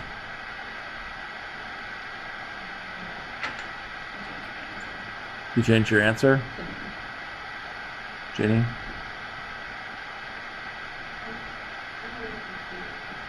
Okay. So does the strength of the nucleophile affect the rate of the Sn1 reaction? So I've got 1, 2, a changed no, and then 5, oh, another changed no.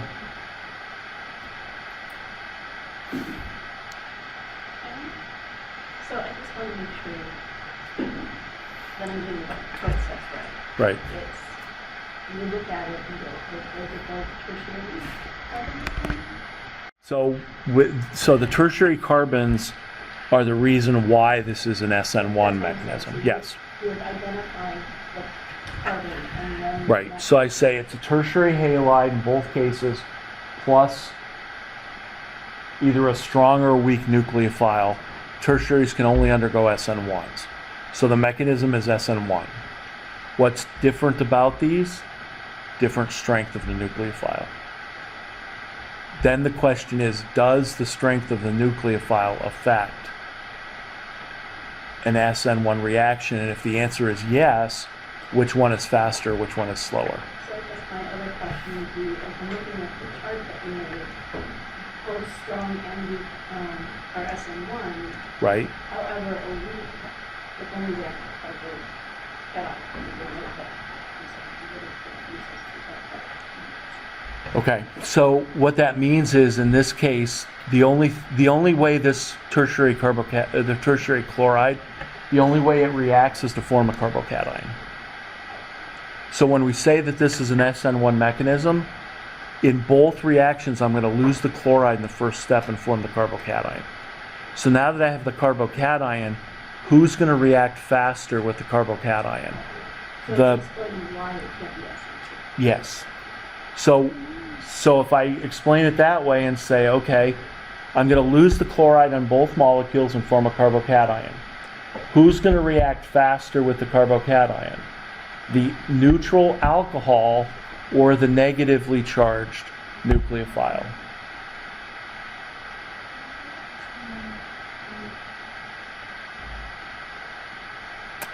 The solvent will be the same in both cases. So the solvents are the same. So if you want to say, well, I don't know about the solvent. Solvent's the same.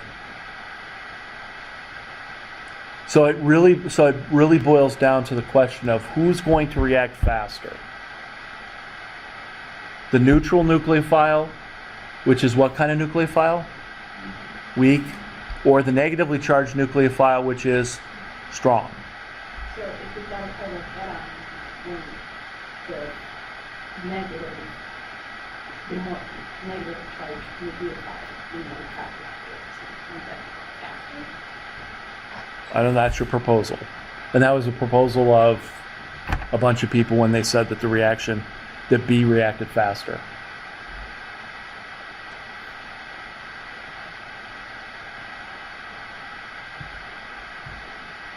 But then I asked the question, does the strength of the nucleophile affect the rate of the Sn1 reaction? And some people changed to no. And some people originally had no. So why did you originally say no?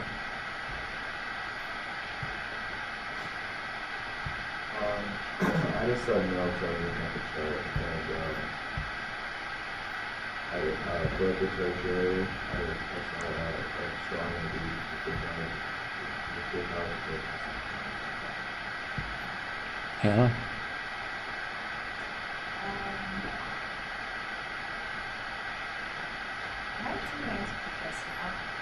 No, don't do that. Brandon? I was looking at my note that said that for Sn2 reaction. Like I didn't have anything in my Sn1 notes for the Sn2 reaction, so then I just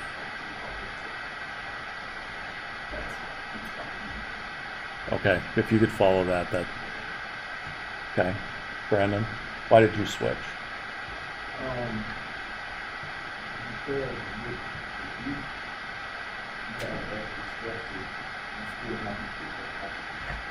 All right, so the weak one had a, but if it has an extra step, isn't that going to make it go slower?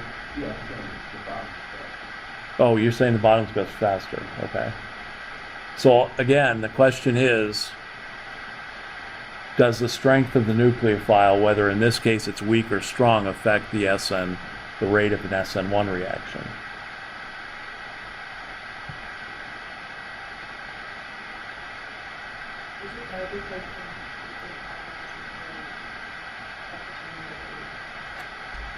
That's a new answer. But it's actually the same question that I asked. So does the strength of the nucleophile affect the rate of the reaction of an Sn1? Yeah.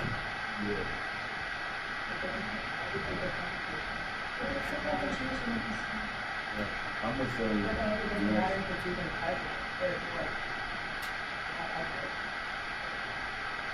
No. Argue your point out. So you're saying concentration doesn't have anything to do with strength? I'm saying they're different. They're different.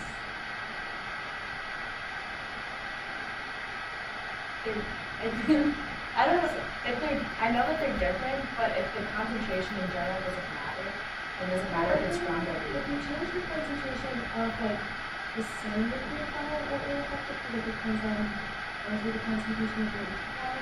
If you completely change the nucleophile to a better one, then What's the rate equation for an Sn2 reaction? What's the rate equation for a Sn1 reaction?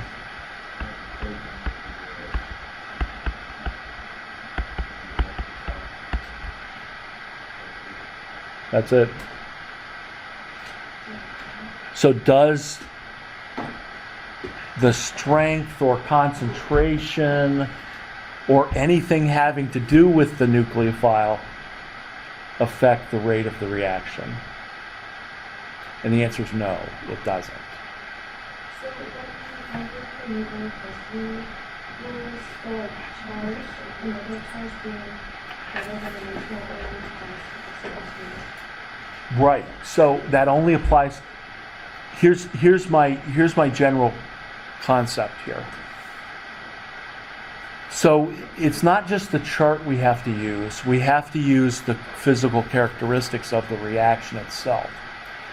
So for Sn1, the strength, the concentration, the structure of the nucleophile will have nothing to do with the rate of the reaction. Why not? Because it's not in the rate equation. On the other hand, for an Sn2 reaction, will the strength of the nucleophile matter? Yes, because it's in the rate equation.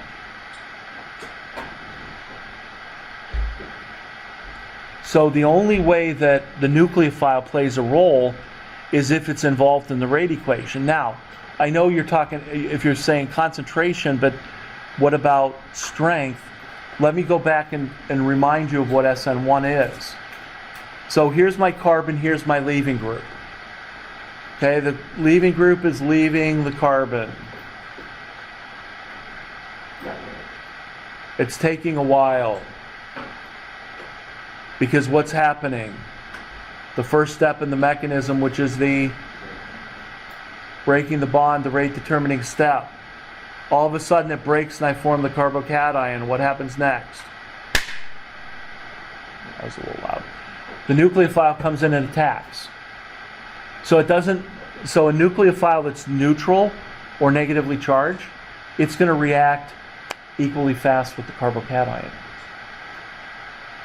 But that second step isn't in the rate equation. So what's always in the rate equation? Well, just the alkyl halide. What also is always in the rate equation is this, which is the leaving group. So will a better leaving group affect the rate of an Sn1? Will the better leaving group affect the rate of the Sn2? it's going to affect both of them. Why? Because it's in the rate equation. When will the nucleophile affect the rate? When it's in the equation, it's only in an Sn2 equation.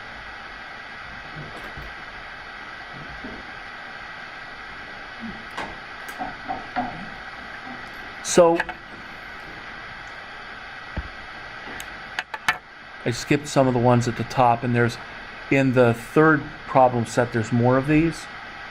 But like for number 2, number 3, those involve what? Leaving groups. So if you go through your rationale there, you can find out which one goes faster. So here's what we're going to do tomorrow. I think at this point we're through. You can check off the things, and I will move what's in the reading assignment from today's folder, which is what you have, into the next folder of stuff we didn't do. And then it's like, I had 2 pages of stuff I wanted to do, but it'll probably be down to like 4 things, which is okay. Technically, I'm not supposed to give you more than 5. Apparently people's brains can only absorb 5 to 7 new things at a time. Apparently this is science. And so I should, what? I don't know, and in whatever time frame we're talking about. So this is not applicable to summer classes. If I just had to limit it to 5 to 7 things a day. And anytime I tell a joke, it detracts from you learning those, which I don't agree with. So I'll put the reading assignment in so you can do it, and then tomorrow what we will do is we're going to start with mechanisms. How do we write mechanisms of Sn1 and Sn2 mechanisms? So I'll give you some problems. I might put you in a group, have you draw those out, because you're going to have to do that for next week. And then we will talk about E1, and you might say, well, E1's going to be as hard as the other ones. Not necessarily, because E1 starts with the same step as Sn1. So all you have to do is learn the second half. Probably. So if you want to read ahead, you can read E1 in chapter 9. And that's what we're going to be doing. That's probably as far as we're going to go. And if we do, then I'll just free lecture on it. All right, if you have questions, email me or come see me or whatever.